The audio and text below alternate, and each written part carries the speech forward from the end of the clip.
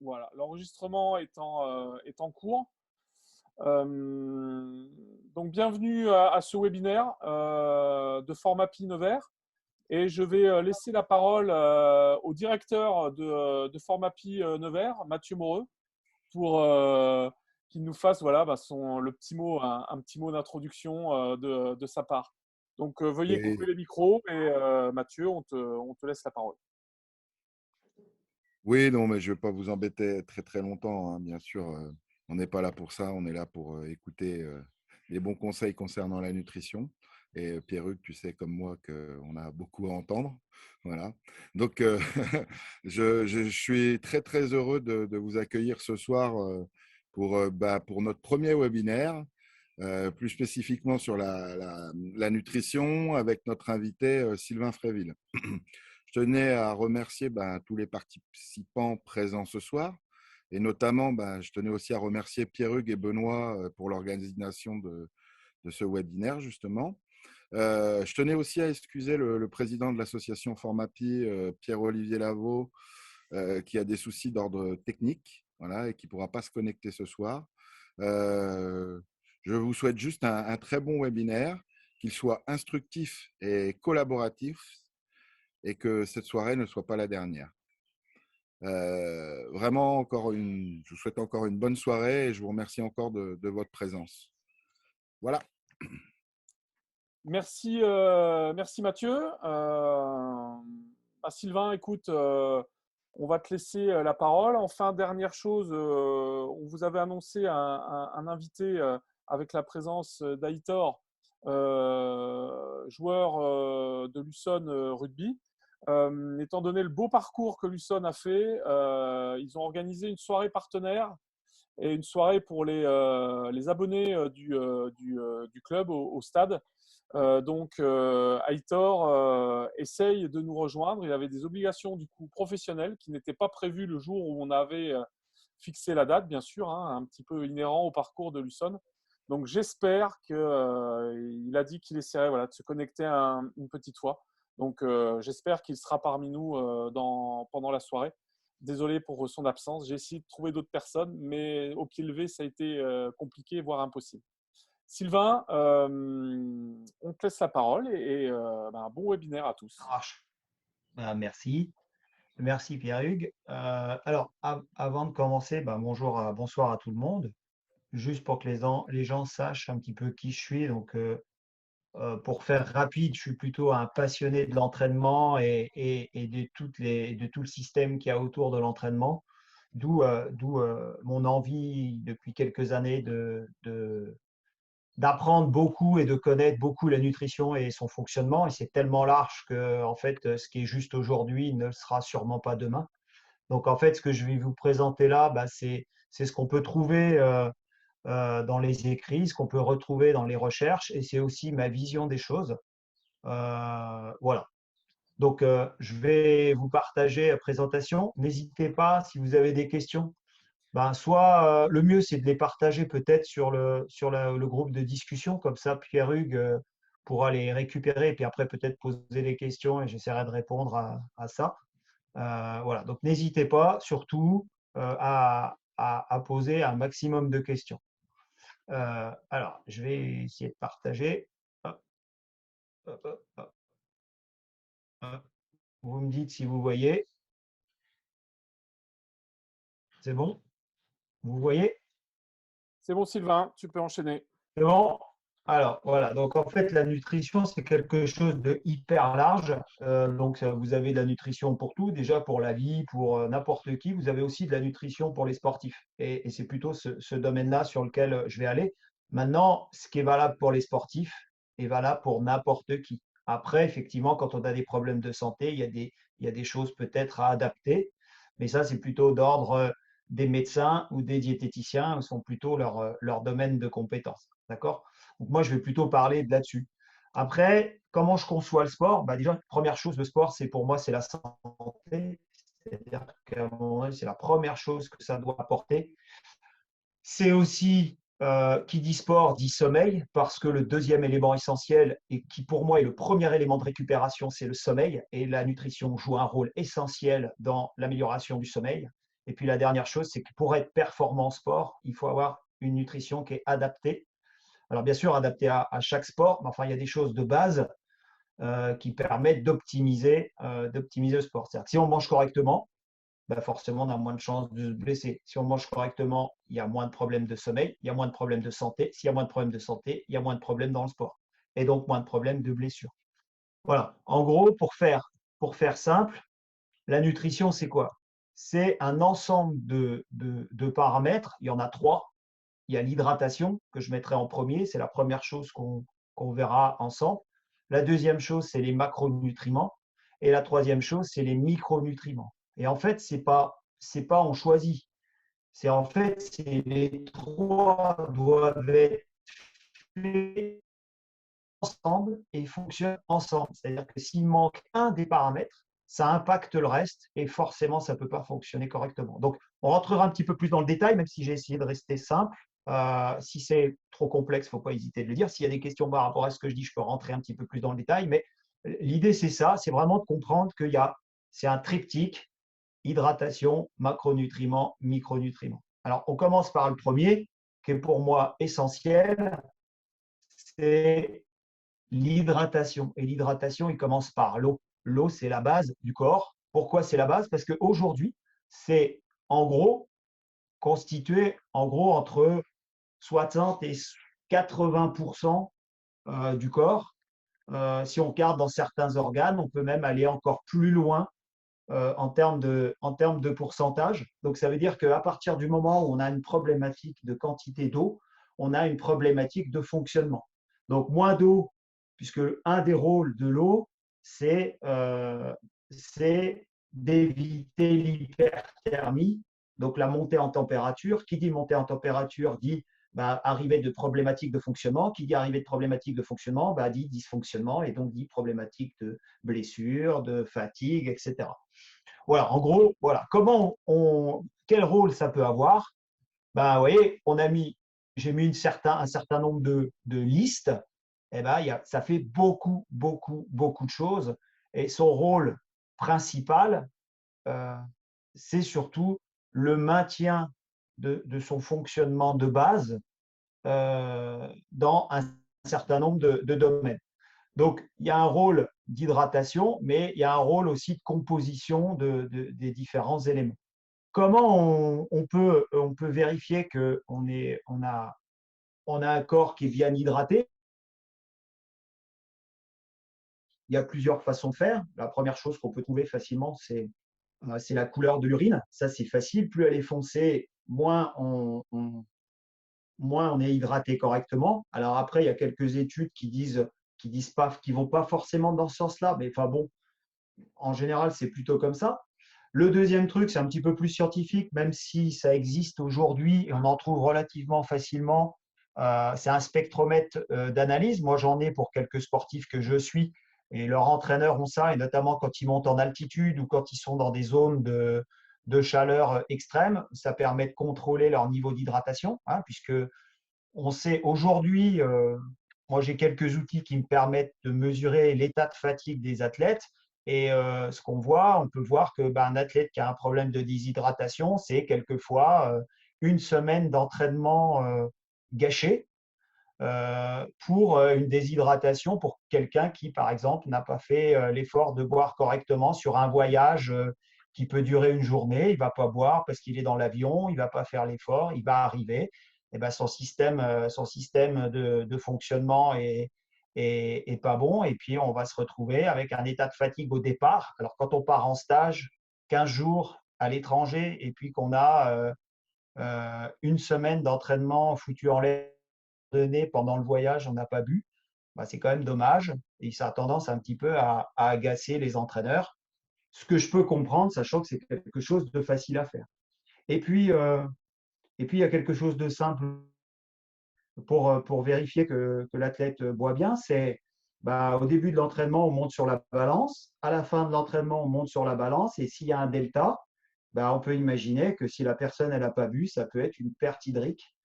Et d'où l'intérêt peut-être des fois de le faire pour que l'athlète puisse se rendre compte que ça a un intérêt de de boire. Et alors après, la question, c'est quoi boire? C'est toujours, et quelle quantité? Alors, les besoins en eau, si on fait le tour un petit peu de la recherche, c'est différent en fonction des personnes, mais c'est souvent lié au nombre de calories. Donc souvent, si on prend une formule de base, on peut dire c'est 1 millilitre par kilocalorie. C'est-à-dire qu'un athlète de base qui consomme 2000 kilocalories par jour, ben on peut considérer qu'il faut qu'il boive au minimum 2 litres. 2 litres d'eau par jour. Alors bien sûr, c'est fluctuant en fonction de l'effort qu'il fait, c'est fluctuant en fonction de l'environnement, c'est fluctuant en fonction de la durée aussi de l'activité. Maintenant, boire de l'eau seule, ben, ce n'est pas tout le temps intéressant parce que ce n'est pas évident que l'eau seule permette de passer la membrane cellulaire et permette d'hydrater les cellules. D'où l'intérêt d'associer l'eau avec autre chose, alors à des quantités qui peuvent se calculer, on verra ça après. Et puis surtout, ce qui peut arriver aussi, c'est qu'on peut avoir une certaine quantité d'eau suffisante, mais pas d'apport en micronutriments, et notamment en sodium, qui permet qui permet de créer un déséquilibre minéral. Et puis, il peut arriver que sur certains sports, moi j'ai déjà vu des athlètes tomber HS, et les athlètes pensaient qu'ils étaient déshydratés, et sur les analyses de sang, sur les analyses d'urine, en fait, il n'y avait pas de problème de déshydratation. Le problème, c'était un problème minéral. Il y avait un déséquilibre minéral juste parce que la personne, en fait, elle avait une perte de sodium important et le déséquilibre minéral avait fait qu'il y a eu un dysfonctionnement de son corps. Donc toujours faire attention à garder un petit peu de sodium, ce qui peut éviter les déséquilibres minéraux. Quelle quantité d'eau on peut boire? La recherche montre que c'est entre 500 et 8 millilitres par heure, c'est-à-dire que par exemple, si on rentre le soir, on n'a pas bu de la journée, si on plie la bouteille d'1,5 litre, bah, ça n'a aucun intérêt. Donc, alors quand on est sur 800 millilitres, c'est plutôt quand on est en train de faire un effort longue durée, peut-être sur des environnements chauds. Tout à l'heure, on l'a parlé, donc l'apport d'eau, le jumeler avec les glucides parce que ça passe plus facilement dans la cellule, et optimiser l'hydratation cellulaire avec l'apport en sodium. Après, on reviendra un petit peu plus sur les glucides et sur les quantités. Ce qui est recommandé, c'est plutôt entre 40 et 60 grammes de glucides par heure. Alors, en fonction du type de glucides, en fonction de la durée, en fonction du type de sport. Voilà, c'est fluctuant, mais enfin, il y a certaines quantités où ça ne sert à rien de dépasser, un petit peu comme à l'image de ce qu'on peut voir ou écouter sur les protéines. Donc, on en rediscutera à un autre moment.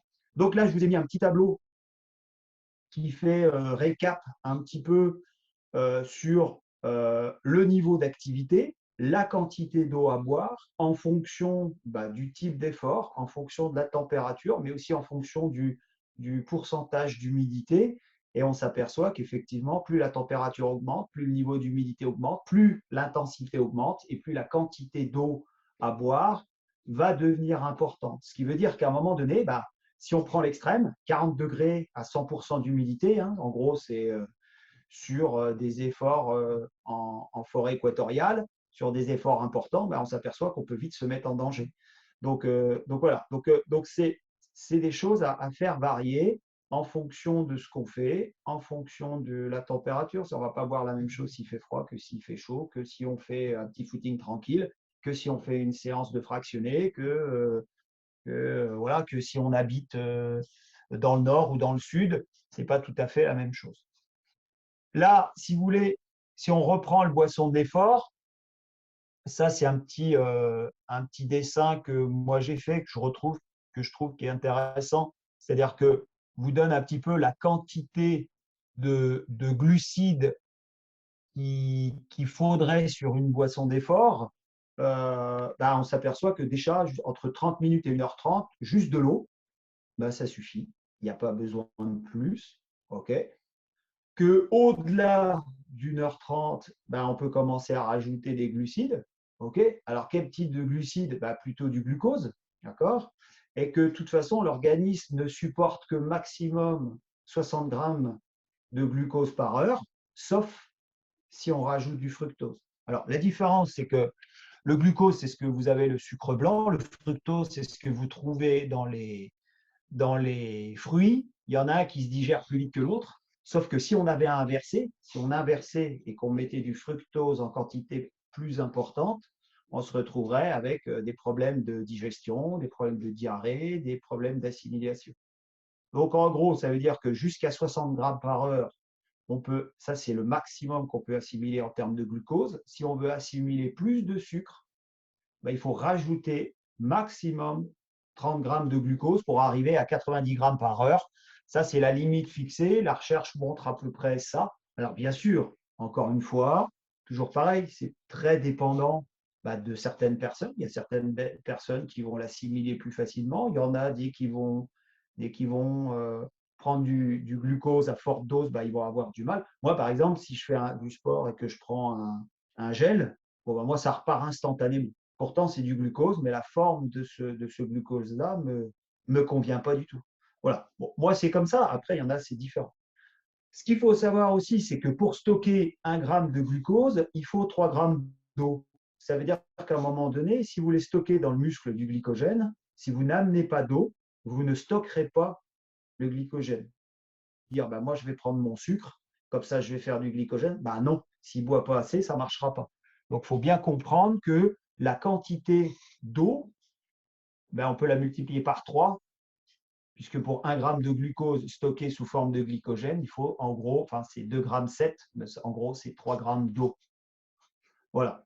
Et donc, encore, on en revient sur ce que je disais au départ, c'est-à-dire que sur des efforts, en gros, de 3-4 heures, du sucre, donc plutôt glucose, association glucose-fructose, de l'eau et du sodium. Alors, pas que, mais du sodium pour faciliter l'apport en minéral. D'accord? Là, je vous ai mis un petit tableau que je trouvais intéressant, que j'ai trouvé dans un des livres que j'ai lus, qui retrace très bien, c'est-à-dire qui prend en compte toutes les eaux, tous les types d'eau que vous pouvez trouver dans le commerce, et vous apercevez de ce qu'il y a dedans. Donc, qu'est-ce que vous avez en calcium, qu'est-ce que vous avez en magnésium, qu'est-ce que vous avez en potassium, en sodium, en bicarbonate, en glucides, d'accord? Et vous voyez qu'en fait, en fonction des types d'eau, vous n'avez pas la même chose. Donc, ça veut dire que si, par exemple, vous buvez tout le temps la même eau, vous allez avoir un apport important de certains micronutriments et pas du tout de certains autres. D'où l'intérêt de changer le type d'eau très régulièrement pour avoir des apports réguliers sur l'ensemble des micronutriments. Après, ce qu'on voit aussi, c'est que les eaux gazeuses ont plutôt un intérêt sur les bicarbonates. C'est faire descendre le pH du sang, l'acidité de l'organisme et donc faciliter la récupération. Donc, on va plutôt privilégier des eaux gazeuses sur les phases de récupération. Et puis en dessous, on peut regarder un petit peu ce qu'on a en apport de minéraux, de nutriments et de glucides sur des boissons d'effort qu'on peut trouver dans le commerce. Et si vous regardez bien, la dernière ligne, on a de l'eau de coco. L'eau de coco, c'est plutôt une source d'hydratation qui est plutôt intéressante, bien mieux que ce qu'on peut trouver dans l'Isostar ou de ce qu'on peut trouver dans le Powerade. C'est-à-dire qu'en gros, ils ont à peu près… Alors, ils ont déjà moins de glucides, ça c'est la première chose. L'eau de coco a moins de glucides. Alors, attendez, je n'arrive pas à enlever… Merde, hop, je vais revenir. Moins de glucides, et puis surtout, ils ont bien plus l'eau de coco a bien plus de micronutriments, donc ce qui est bien plus intéressant. Encore une fois, variez les eaux, prenez des choses naturelles et évitez de prendre des choses qui sont tout faites, que vous pouvez trouver dans le commerce. Deuxième truc, ce qu'il faut faire attention, c'est que quand vous achetez une boisson d'effort, faites attention que le glucide soit marqué en premier, parce que si c'est marqué fructose en premier, ça veut dire que le taux de fructose est bien plus important que le taux de glucose. Donc, la digestibilité devient beaucoup plus compliquée. C'est-à-dire que là, vous pouvez vous retrouver avec des problèmes de digestion, des problèmes de diarrhée, des problèmes de vomissement ou d'assimilation sur un taux de fructose trop important. Voilà, ça, c'est plutôt sur l'eau. J'ai essayé de faire simple et de vous mettre des tableaux qui sont plutôt simples de compréhension. Après, ça, c'est le premier élément. Le deuxième Sylvain, élément, on en a parlé. Ouais, Sylvain, est-ce que tu peux enlever nutrition. ton petit Ouais, partage d'écran, s'il te plaît? On a, ouais, on a j'enlève Ita ça. Hop. qui est parti voilà, de la petite fête là, organisée par Ah, par ok, le cool. club. Donc, il est connecté, il est avec nous. Donc, on D'accord. va profiter qu'il soit là pour lui poser quelques questions. Donc, si tu peux, J'ai euh, enlevé le partage. voilà, génial. Aitor, tu peux. Ouais, j'ai vu, tu as le micro. Tu peux nous. Oui, bonjour, bonjour à tous. Bonjour à tous, bonjour à toi. Bonjour. Tu peux mettre la caméra ou pas? Ouais, bien sûr, alors, je me suis éclipsé quelques instants. Alors, Ouais, hop, ouais, c'est gentil. Mais voilà. merci. Bon, pour te signaler qu'on enregistre le webinaire, hein. Ok. Voilà. Donc, bonjour Aitor. Félicitations pour le beau parcours de Luçon. Euh, Merci. voilà. Si tu n'as pas pu être présent au début avec nous, c'est qu'il y avait des raisons, hein. Donc, c'est plutôt de bonnes raisons, hein, parce que suite à, voilà, à ce que vous avez fait. Donc, première partie là, de Sylvain, c'est le monsieur avec le casque, là, Sylvain, hein, qui a fait l'intervention sur l'eau. On a envie un petit peu quand même de te poser toi des questions en tant que joueur professionnel à Luçon en Pro D2 par rapport à ça, par rapport à l'eau. Mais avant, dis-moi, Hitor, est-ce que tu travailles avec un nutritionniste dans ton club? Est-ce que il y a quelqu'un? Est-ce que tu te débrouilles tout seul par rapport à ça? Dis-nous un petit peu comment tu vis au quotidien cela. Ok, ouais, déjà bonjour à tous et puis désolé du petit retard. Alors, pour répondre à ta question, nous, donc on est suivi par une nutritionniste quand on est au centre de formation. Donc le centre de formation, c'est certains joueurs des équipes jeunes qui sont sélectionnés entre 18 et 23 ans. Et là, à partir de là, on est formé sur des réunions toute l'année en termes de nutrition. Ensuite, avec l'équipe pro, donc on a plusieurs préparateurs physiques qui s'occupent de tous les entraînements liés aux performances physiques et qui nous surveillent notamment le poids et qui prennent toutes nos mensurations, etc. Donc à partir de là, on a pas mal d'aide et un petit suivi quand même en nutrition, surtout pour ceux qui ont du mal. Moi, je sais que bon, maintenant, je suis un peu autonome sur la question de la nutrition, donc j'ai plus trop de conseils, etc. Mais dès qu'il y a, enfin, je prends plus trop de conseils parce que je commence à connaître. J'ai une diète bien fixe sur toute l'année et suivant les besoins. Et donc voilà. Si besoin, on a les prépas physiques avec nous et voilà, on peut discuter avec eux. Eux, ils ont des notions par rapport à ça, donc voilà. Donc, t'es en train de dire que ce travail autour de la nutrition et de la diète, comme tu dis, se fait avec le préparateur physique. C'est ça. Surtout pour les cas où il y a vraiment besoin d'une aide. Nous, on prend notre poids tous les jours, tous les matins. Et pour ceux qui ont des difficultés voilà, qui n'arrivent pas à être au poids tous les matins, là, c'est sûr qu'il y a une aide un peu plus spécifique. Mais sinon, de manière générale, on est formé quand on est jeune pour savoir créer une diète, comme j'ai dit. Mhm. Et voilà. Donc, c'est surtout les cas spéciaux. Ouais. Ouais. Mais tu peux dire aux personnes qui sont là, qui ne te connaissent pas, c'est quoi ton poste? Moi, je joue pilier gauche. Donc voilà, c'est clair que par rapport au poste, donc c'est ça qui est bien avec le rugby, c'est qu'il y a plein de postes différents où tous les besoins sont différents. Je fais 1m78 pour 108 kilos. Et c'est clair que mes besoins en nutrition, mes besoins nutritionnels vont pas être les mêmes que quelqu'un qui va jouer à un autre poste et qui va avoir d'autres besoins auxquels on va demander d'autres choses sur le terrain. Donc voilà, ouais, c'est ça, 108 kilos. Et, voilà. Mhm. Ok. Bon, plus spécifiquement sur les questions d'hydratation, quand on a préparé le webinaire avec Sylvain, on s'était posé quelques questions par rapport à toi avec ton sport. Bon, là, tu as raté un petit peu le début, hein, mais Sylvain disait que priorité quand même à l'eau, parce que l'eau, c'est voilà, c'est le constituant de notre corps. Est-ce qu'il y a une différence d'hydratation pour toi lors d'un match ou pendant des entraînements, dis-moi?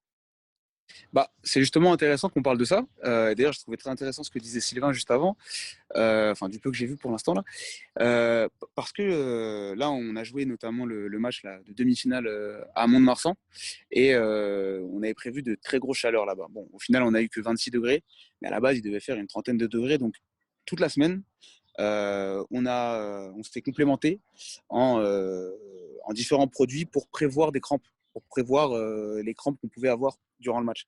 Donc toute la semaine, on a pris des complexes, donc c'est des trucs, des trucs qu'on nous donne, c'est directement notre médecin qui nous a donné.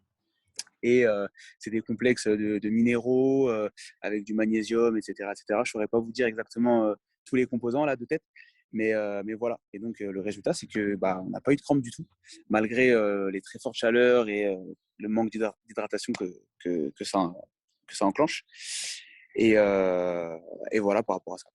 D'accord, donc mais même s'il faisait pas trop chaud, tu anticipes au moment des matchs, tu bois plus avant, comment tu fais par rapport à ça?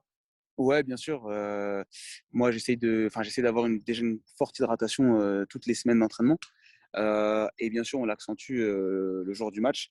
Donc là, c'est boire toute la journée toute la journée avant le match, avoir toujours la bouteille d'eau avec soi. Après, en termes de quantité, c'est vrai que c'est un peu de l'à peu près par rapport à ça. Et puis suivant les besoins surtout. Mais, euh, mais voilà, on essaie de l'accentuer les jours de match, bien sûr. Ouais. Ok, ok. Alors toi, tu joues en extérieur, toi. Hein, t'es pas un basketteur tranquille dans sa salle. Été, période estivale et période hivernale. Comment tu gères en hiver là? Parce que j'imagine que tu peux avoir des températures assez froides pour le jour de match, et puis avoir des boissons, boire de ton eau. Comment tu fais? Tu la mets au frigo pour éviter le choc thermique ou pas? Enfin, tu vois, je me pose aussi la question par rapport à ça. Non, bah écoute, en hiver, pareil, on essaie de s'hydrater un maximum aussi, avec de l'eau tempérée. Hein, on prend pas enfin, on évite de prendre d'eau fraîche, déjà qu'il fait très froid. Et puis en mi-temps, par exemple, arrivé à la mi-temps, à la moitié du match, je sais qu'en hiver, sur toute la période hivernale, on a du thé pour justement réchauffer son corps. Donc à la mi-temps, on boit du thé, mais ouais, voilà, on essaie de s'hydrater aussi un maximum en période hivernale, ça c'est sûr. Ok, ok. Et quand on voit les personnes, là, quand vous êtes au sol, un peu blessés, tu sais, ils vous amènent à boire, là, tu sais, en train de courir, là, tu sais, et ils vous amènent des boissons de récupération ou c'est que de la flotte? C'est soit de l'eau, soit du Gatorade. Donc, c'est une boisson pareil avec du sucre et des minéraux, avec des complexes de minéraux, pareil pour justement la meilleure assimilation des glucides, comme expliquait Sylvain juste avant. Et voilà. Donc, il y a les deux en fait. On choisit suivant la gourde. D'accord, d'accord. Donc un peu de boisson de récupération pendant le match, ça. Ça. Exactement, ouais. Ok, ok. Sylvain, c'était une petite question. Sinon, Ouais. on enchaîne, Alors, on ouais, moi, enchaînera, moi, quoi. j'avais une question, c'était plus par rapport à ta diète, à toi. Toi qui joues pilier, est-ce que ta problématique à toi, elle est plus la prise de masse ou elle est plus la perte de poids? Parce qu'on pourrait imaginer que vu ton poste, tu as peut-être tout intérêt à prendre du poids. Maintenant, entre prendre du poids, prendre du muscle et prendre du gras, c'est pas pareil. Donc, toi, parce que on dit souvent, bah, perdre du poids, c'est pas facile, mais prendre du muscle, c'est pas facile non plus. Exactement. C'est une bonne question. En fait, on essaye d'être dans une optimisation justement de cette balance poids. Faut pas être trop lourd non plus, faut être puissant, mais pouvoir se déplacer. Donc, il y a tout un équilibre à avoir qui sont fixés justement par les préparateurs physiques, qui nous demandent d'ailleurs d'avoir ce même poids toute l'année. On a aussi les prises de matières grasses, d'IMC. Et voilà, tout ça, c'est un suivi c'est un suivi quotidien en fait, où on est tout le temps fliqué un peu. Mais, mais voilà, moi, par rapport à mon poste, on me demande d'avoir beaucoup plus de puissance que quelqu'un qui va jouer un poste de derrière, comme on appelle, ceux qui vont courir. Et voilà, mais tout en gardant un équilibre. Maintenant, pour répondre à ta question, là actuellement, par exemple, en période de vacances, je vais essayer de stabiliser ma diète pour perdre un minimum, pour garder un maximum de masse musculaire et perdre un maximum de graisse, même si ça va être compliqué pendant les vacances parce que voilà, on est en période de restauration et voilà, on restaure toute la machine. Mais, euh, mais voilà. Là, ensuite, là, je rentre sur 4 semaines en fait de vacances, de trêve, et à la reprise, on va partir sur 6 semaines de préparation physique. Donc là, le but, ça va être à la fin de cette préparation physique, avoir le corps le plus athlétique possible pour répondre aux besoins du poste qu'on occupe. Voilà. Ok.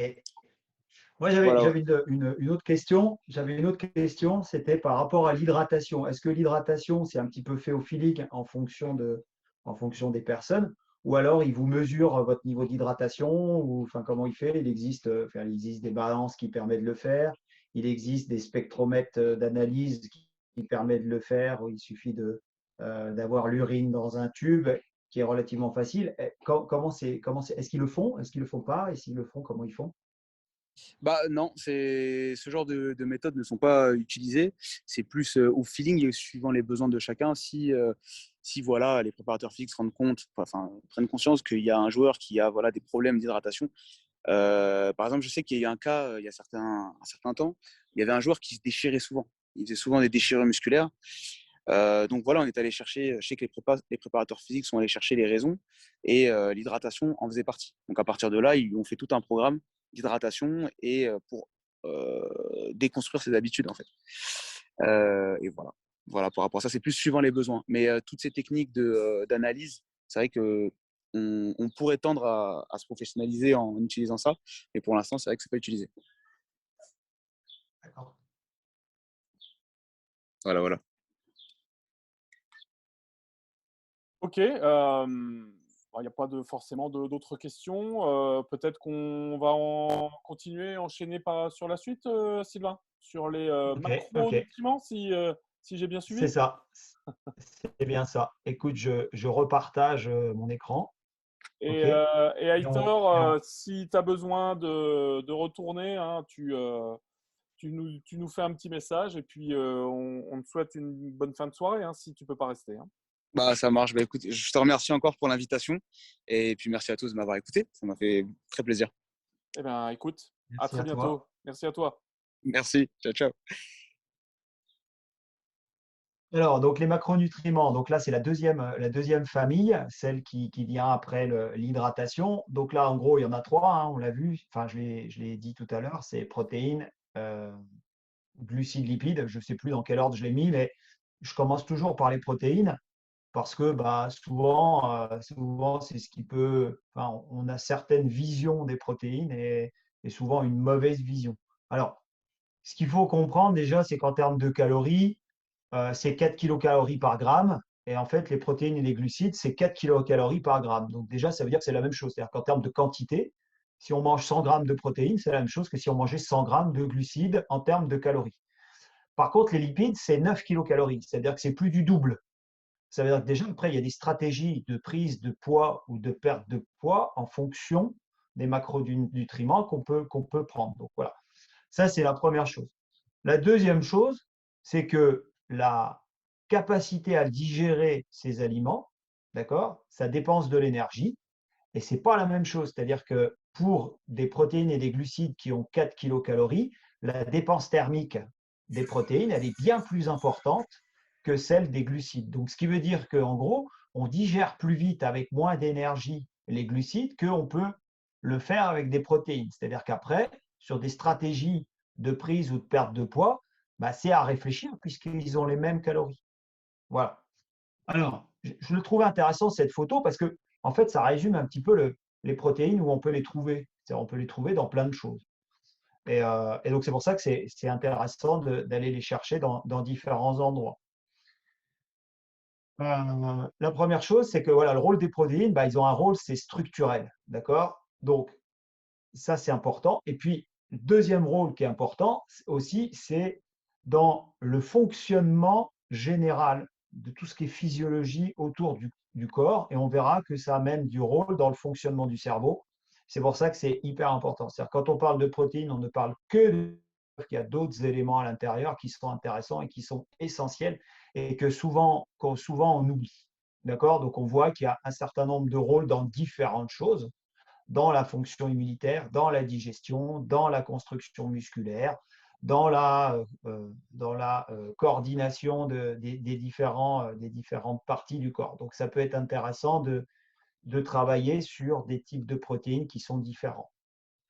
Justement, sur les types de protéines, on en a deux, les protéines animales et les protéines végétales. Alors, ce que je veux dire, c'est que 4 kilocalories de protéines animales, c'est toujours 4 kilocalories de protéines végétales. Ça ne change pas. Par contre, la quantité de protéines à l'intérieur des aliments, c'est ça que ça peut changer. Donc, voilà. Donc, ça, c'est à réfléchir. On n'a peut-être pas la même chose. Ça, c'est le premier élément. Alors, moi, j'ai eu la chance de suivre plusieurs conférences du professeur Bigard, qui est quand même à la pointe de tout ce qui est diététique, et notamment chez les sportifs. Il a beaucoup bossé à l'OMS, il a beaucoup bossé sur différentes instances sportives, et il faisait la comparaison entre des protéines animales et des protéines végétales sur les quantités qu'il faudrait prendre pour avoir les mêmes apports au niveau musculaire. Alors on s'aperçoit déjà qu'en gros, si on fait le comparatif entre les protéines animales et les protéines végétales, on s'aperçoit que pour un homme de 80 kg, il faudrait que pour qu'il compense la même chose au niveau animal, il prenne le double. C'est-à-dire qu'en gros, 0,25 g par kilo de poids de corps sur les protéines animales équivaut à 0,5 g kilo de poids de corps sur des protéines végétales. Ça veut dire que pour la même structure musculaire, il faut le double de protéines végétales. Ça, c'est la première chose. C'est-à-dire que quelqu'un qui est en prise de masse musculaire, il est plutôt intérêt d'aller chercher sur des protéines animales. Après, il y a différents types de protéines. Alors, on disait, je parle de la whey et de la caséine. Il y en a une, c'est une assimilation rapide, qui est la whey, et l'autre, la caséine, c'est une assimilation lente, d'accord, où là, à un moment donné, on peut retrouver 0,5 g par kilo de poids de corps sur, effectivement, la caséine, d'accord. Ce qu'il faut comprendre aussi, ça c'est lui qui le dit, c'est qu'au-delà de 3 à 4 heures d'effort, même aérobie, il faut avoir un apport de protéines parce qu'à un moment donné, vous avez une destruction des fibres musculaires. Et donc, l'idée, c'est d'éviter cette destruction-là, puisqu'à un moment donné, ça va forcément impacter l'efficacité dans l'effort, mais ça va aussi monter le pH de l'organisme, créer des déchets et donc causer des problèmes dans la contraction musculaire. Donc, c'est d'où l'intérêt à un moment donné d'amener aussi des protéines dans les boissons d'effort. Donc, dès qu'on pourrait imaginer, par exemple, que pour Aitor, sur un tournoi, par exemple, s'il faisait un tournoi de rugby sur la journée, il aura peut-être intérêt, sur la deuxième partie de la journée, d'avoir dans ses boissons d'effort un apport en protéines en plus de son apport en eau et en glucides. Alors, voilà, ça, c'est tiré d'une revue de littérature d'une formation que j'ai suivie, qui est quelqu'un qui fait de la recherche sur la nutrition et qui expliquait le taux de protéines qu'il fallait pour avoir un maintien de la masse musculaire sur de la restriction alimentaire. C'est-à-dire quelqu'un qui va chercher à maigrir, combien il faudrait de quantité de protéines maximum, d'accord, pour ne pas perdre de muscle. Alors on voit que chez les femmes, c'est plutôt 1,6 g par kilo de poids de corps, et les hommes, maximum, c'est 2,2 g de kilo de poids de corps. Après, alors ça, c'est tiré de la recherche. On s'aperçoit qu'à 2,8 g, c'est plutôt un effet psychologique plutôt que réellement un effet sur les fibres musculaires ou sur la prise de masse. D'accord?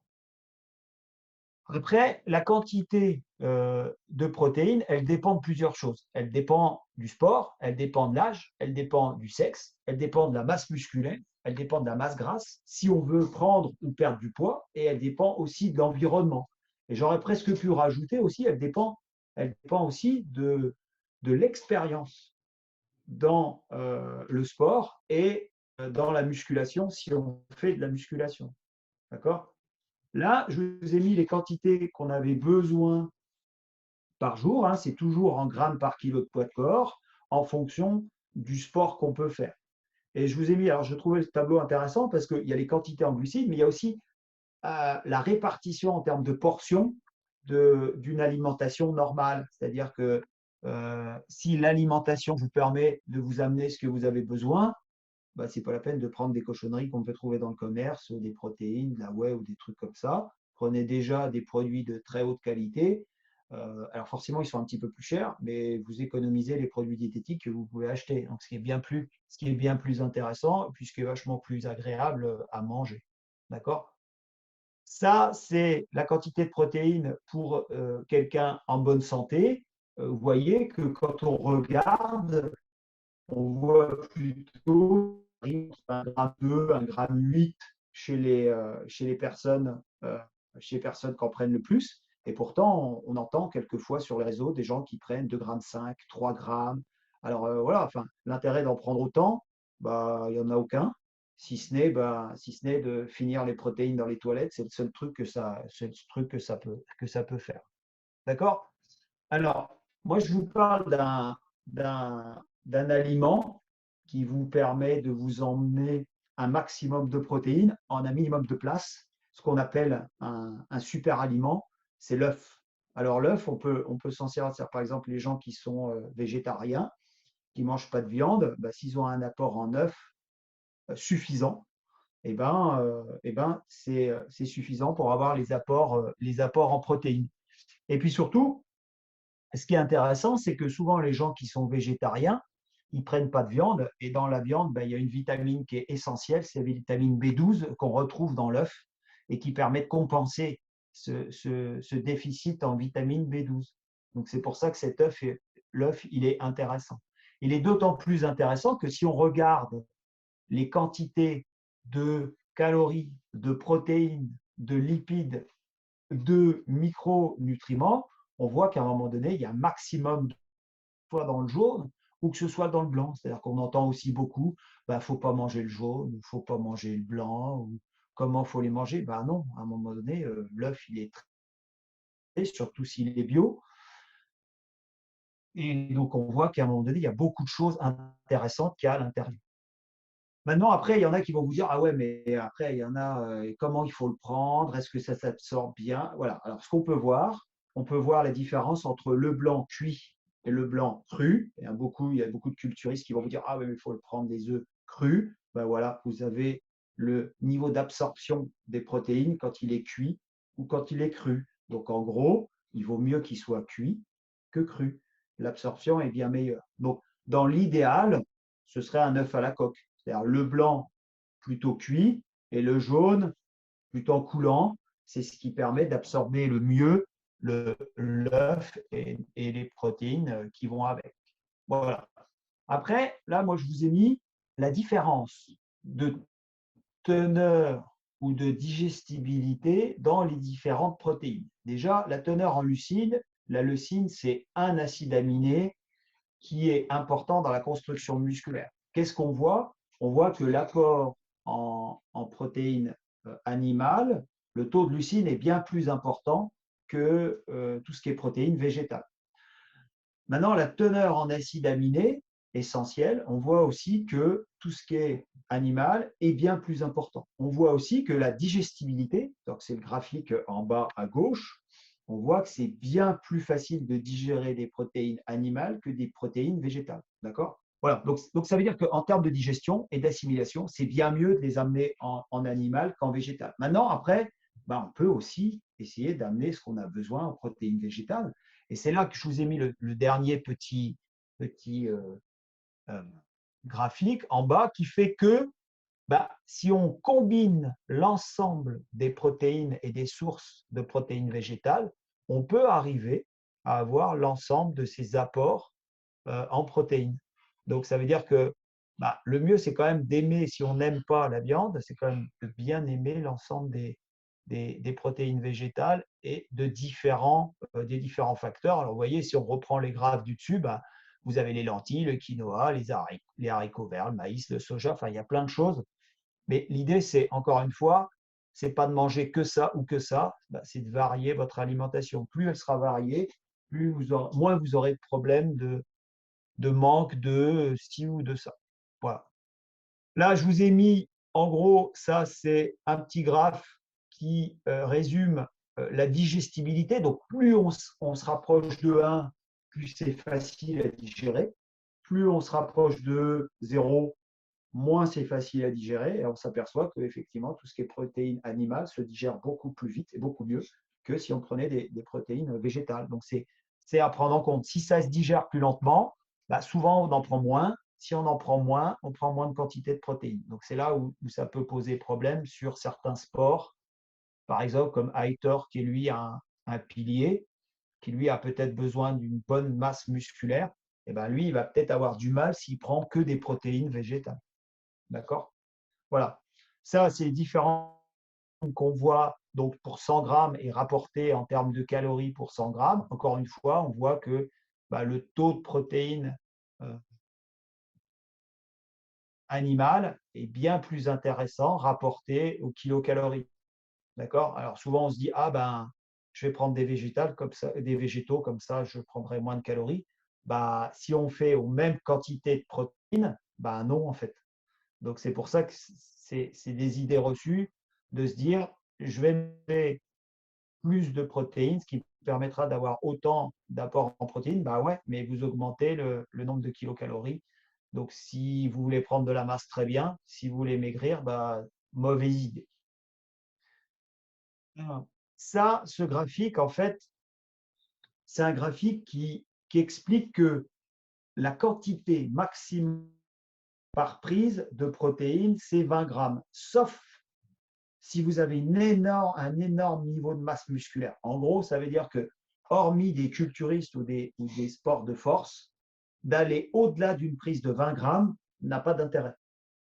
Après, sur des culturistes, sur des powerlifters, sur des haltérophiles, on peut aller jusqu'à 40 grammes si on a des grosses masses musculaires, mais pas au-delà de 40 grammes. Voilà. Donc, ça veut dire que la synthèse protéique est limitée à 20 grammes si vous n'êtes pas quelqu'un avec une grosse masse musculaire, et vous pouvez aller jusqu'à 40 grammes si effectivement vous avez une masse musculaire importante. Alors, ça, c'est des études qui datent entre 2009 et 2016, donc elles sont relativement récentes. Et puis, généralement, sur MySportScience, généralement, tout ce qui est diététique est plutôt d'actualité, donc c'est plutôt des choses intéressantes à voir.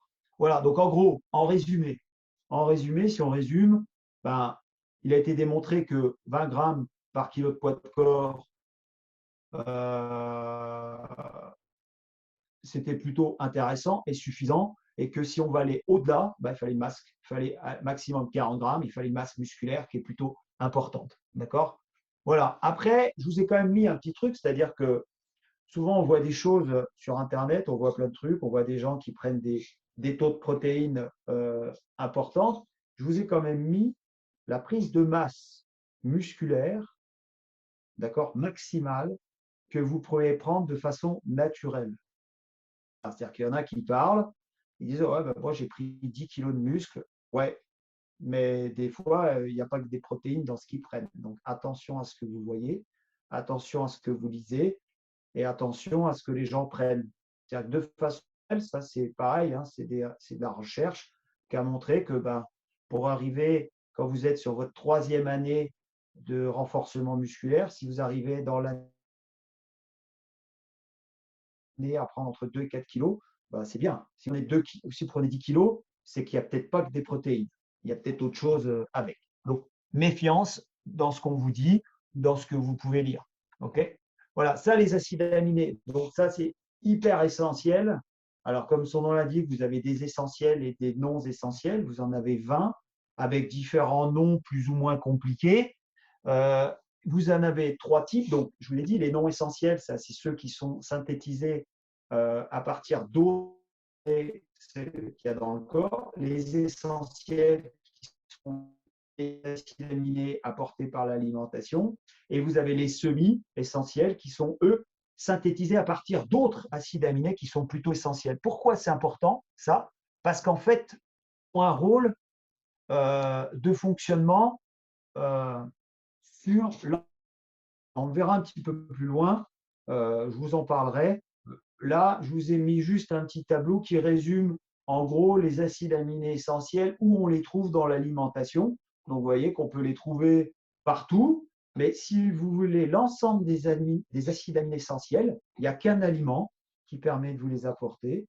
Ben, c'est l'œuf, encore une fois. Vous prenez des œufs, vous avez qui sont à l'intérieur. Si vous ne prenez pas d'œufs, ben, il va falloir diversifier votre alimentation. Voilà. C'est pour ça que je vous ai mis ça. Ça pouvait être intéressant. Donc, on revient aux acides aminés après sur une partie que je vais appeler la neuronutrition, parce que en fait, ça joue sur le fonctionnement du cerveau et notamment sur la régulation des hormones et des neurotransmetteurs, mais ça, on dira un petit peu plus tard. Les lipides, je vous l'ai dit tout à l'heure, 9 kilocalories, donc plus du double de ce qu'on trouve en protéines et en glucides. Donc, attention sur la quantité de ce qu'on peut prendre. Ils sont essentiels aussi. On les trouve, alors il y en a plusieurs types. Vous avez les acides gras saturés, les acides gras insaturés. Alors vous avez un troisième acide gras, mais je vais éviter d'en parler. C'est ce qu'on appelle les acides gras trans, qu'on peut retrouver dans tout ce qui est friture,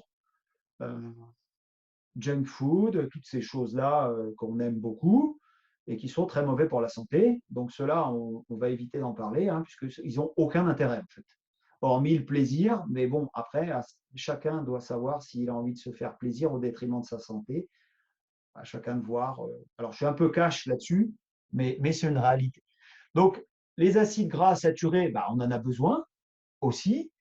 Je vais insister plus sur les acides gras insaturés. Il y en a 2 types, les monoinsaturés avec les oméga 9 et les polyinsaturés avec les oméga 3 et les oméga 6. Aujourd'hui, on fait la chasse un peu aux oméga 6 et on dit ouais, il faut amener beaucoup d'oméga 3, mais en fait, ils ont chacun un rôle. Les oméga 6, c'est des pro-inflammatoires, c'est-à-dire que quand vous avez un virus, ce qui va combattre votre virus, c'est l'inflammation. À l'intérieur, va combattre les virus. Maintenant, comme toute inflammation, quand vous mettez le feu quelque part, ben, il faut arriver à l'éteindre. Après, quand on n'en a plus besoin, ben, c'est le rôle des oméga 3. C'est anti-inflammatoire. C'est-à-dire que si vous manquez d'oméga 3, vous allez avoir du mal à éteindre l'inflammation qui sera créée à l'intérieur du corps. Donc, si par exemple vous avez beaucoup de virus, vous êtes malade, ben, les oméga 6 vont les combattre. Mais si vous n'avez rien pour éteindre l'inflammation, ben, vous allez avoir l'inflammation qui va rester permanente. Et l'inflammation permanente, c'est le siège des maladies auto-immunes. Donc, c'est pour ça que c'est intéressant d'avoir suffisamment d'apport en oméga 3. OK ?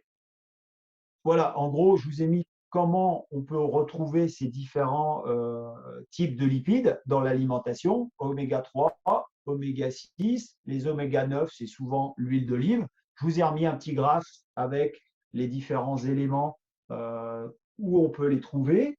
Voilà, donc les oméga 3, bah, c'est des oméga qui sont, enfin, c'est des huiles souvent qui sont fragiles. Donc, c'est des huiles que si on cuisine avec, il faut qu'on cuisine soit sur des sauces salades, soit on trouve dans le poisson, soit il faut cuire à très basse température. Les oméga 6, bah, c'est des choses qu'on va retrouver un petit peu plus dans des huiles où on peut cuisiner avec, mais sans les faire brûler parce que sinon ça devient des huiles trans.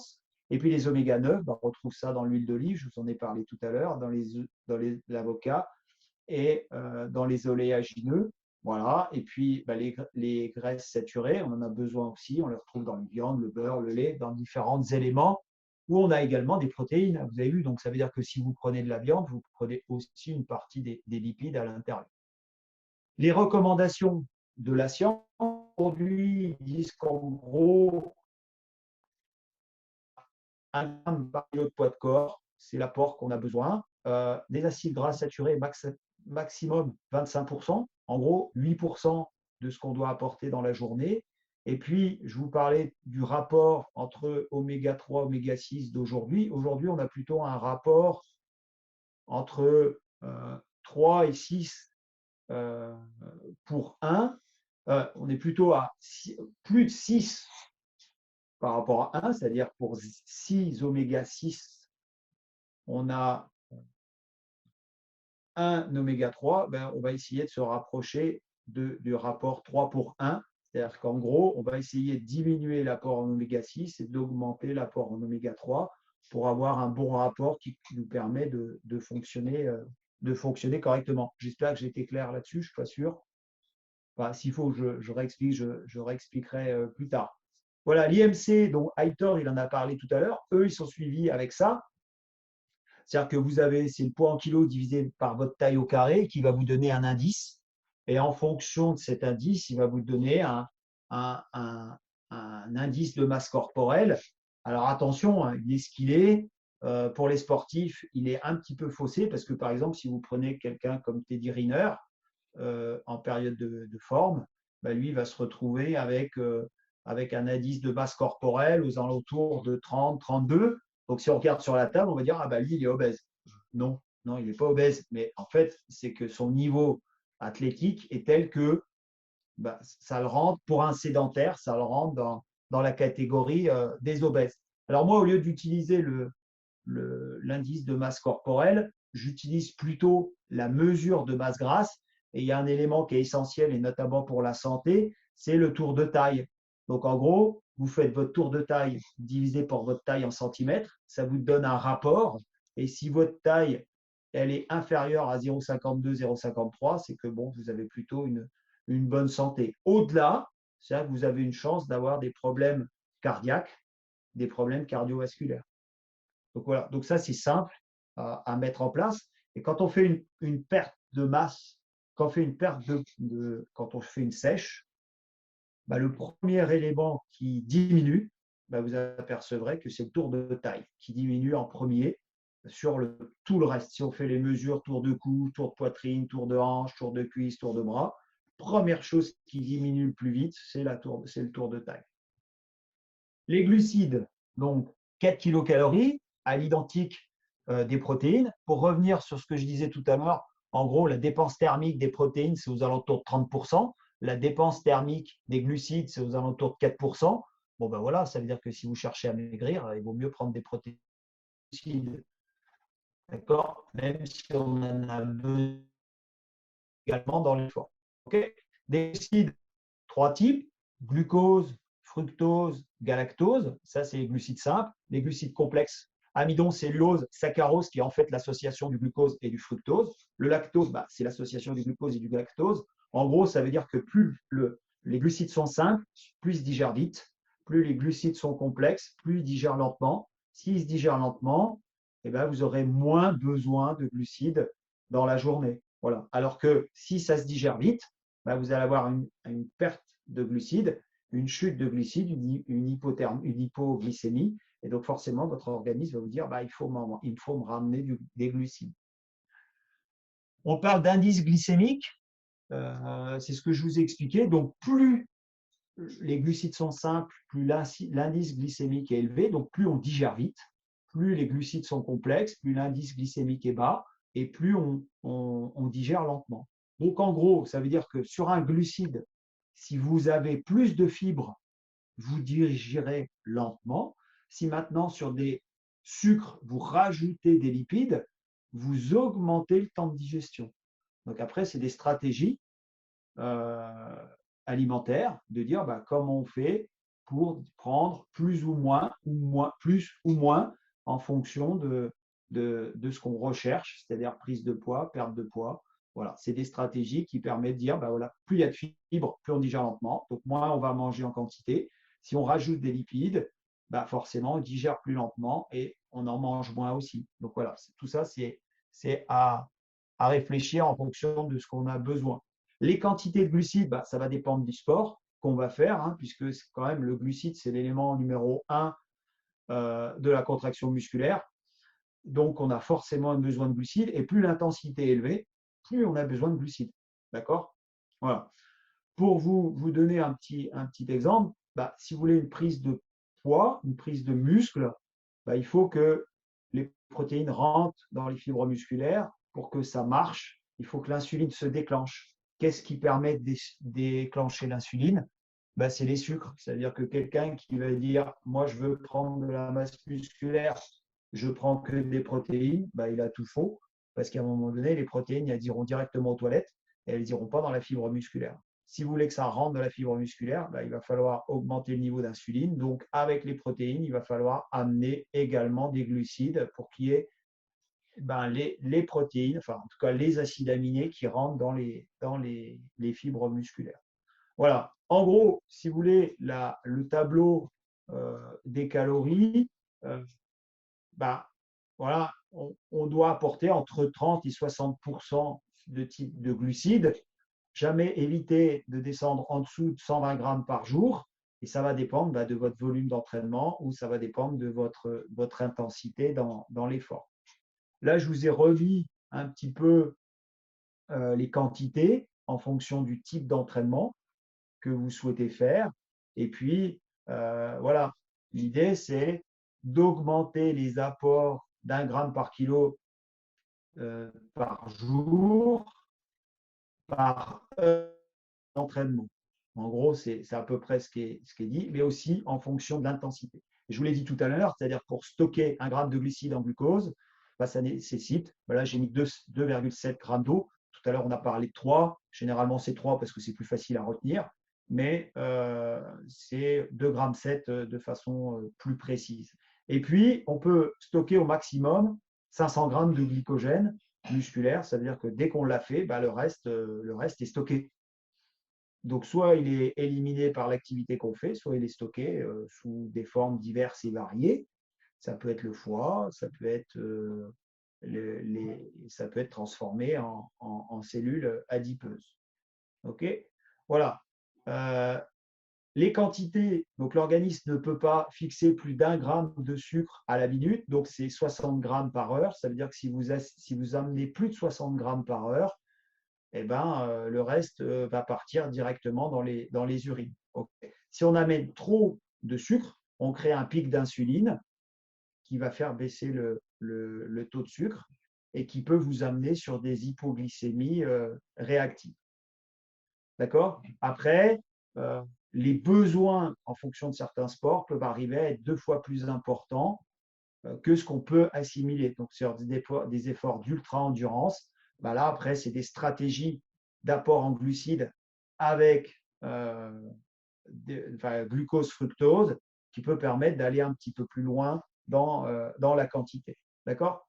C'est ce que je vous disais tout à l'heure. Si vous rajoutez 30 grammes de fructose aux 60 grammes de glucose, vous pouvez monter jusqu'à 90 grammes par heure, ce qui est le maximum assimilable par l'organisme. Voilà, ça c'est ce que je vous dis. Donc, quand vous avez des boissons d'effort, attention, dès que c'est marqué fructose en premier, ça veut dire que la quantité de fructose est bien plus importante que la quantité de glucose, ce qui veut dire que l'assimilation va poser problème et vous pouvez vous retrouver avec des problèmes intestinaux. Là, je vous ai mis donc, où on pouvait trouver des glucides. Donc, vous voyez que même avec des légumes, on peut en retrouver. D'accord? Il y a des légumes qui ont des taux de glucides importants.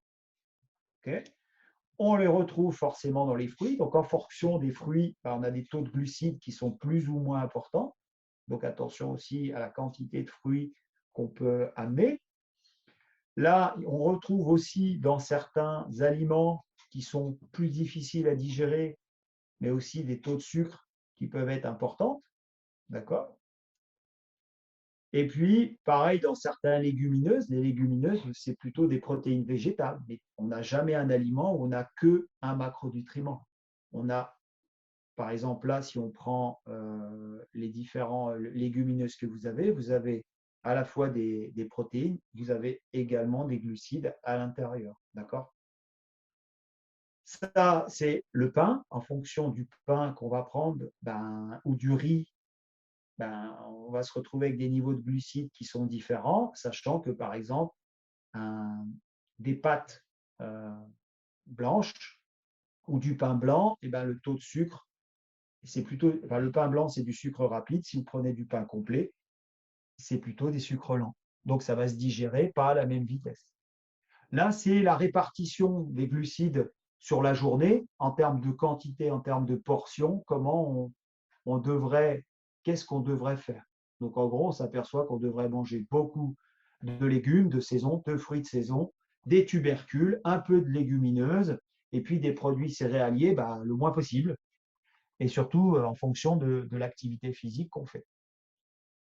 Alors ça, je l'ai trouvé intéressant, c'est un petit graphique qui montre la différence de taux de glucose sanguin si on prend un petit-déj que si on ne prend pas de petit-déj. Donc, en bleu, la courbe bleue, c'est des personnes qui ont pris un petit-déj, et donc on voit comment évolue la glycémie, d'accord, par rapport à quelqu'un qui n'a pas pris de petit-déj, et on voit qu'en fait, il se retrouve avec des pics glycémiques importants, beaucoup plus importants que quelqu'un qui a pris un petit-déj. Donc, c'est la même quantité totale dans la journée de glucides, mais on voit qu'il y a des pics glycémiques qui se font de plus en plus importants. Plus le pic glycémique est important, plus la chute qu'il va y avoir derrière sera importante aussi. Donc, l'idée, c'est plutôt d'avoir des taux de glycémie qui sont le plus stables possible. Donc, plutôt d'amener du glucose régulièrement dans la journée. Alors, sous forme alimentaire, bien sûr, mais ça veut dire que c'est une très mauvaise idée de ne pas prendre son petit-déj le matin, par exemple, parce que ça va forcément créer un pic de glycémie à un moment donné dans la journée. Voilà, ça c'est sur les glucides. Pierre-Yves, je continue ou il y a quelques questions? Écoute, je n'ai pas de questions. Pas de questions pour l'instant. Je continue alors. Personne, voilà, continue. Ok. Voilà, on attaque la dernière partie si je comprends bien. Ouais, c'est ça.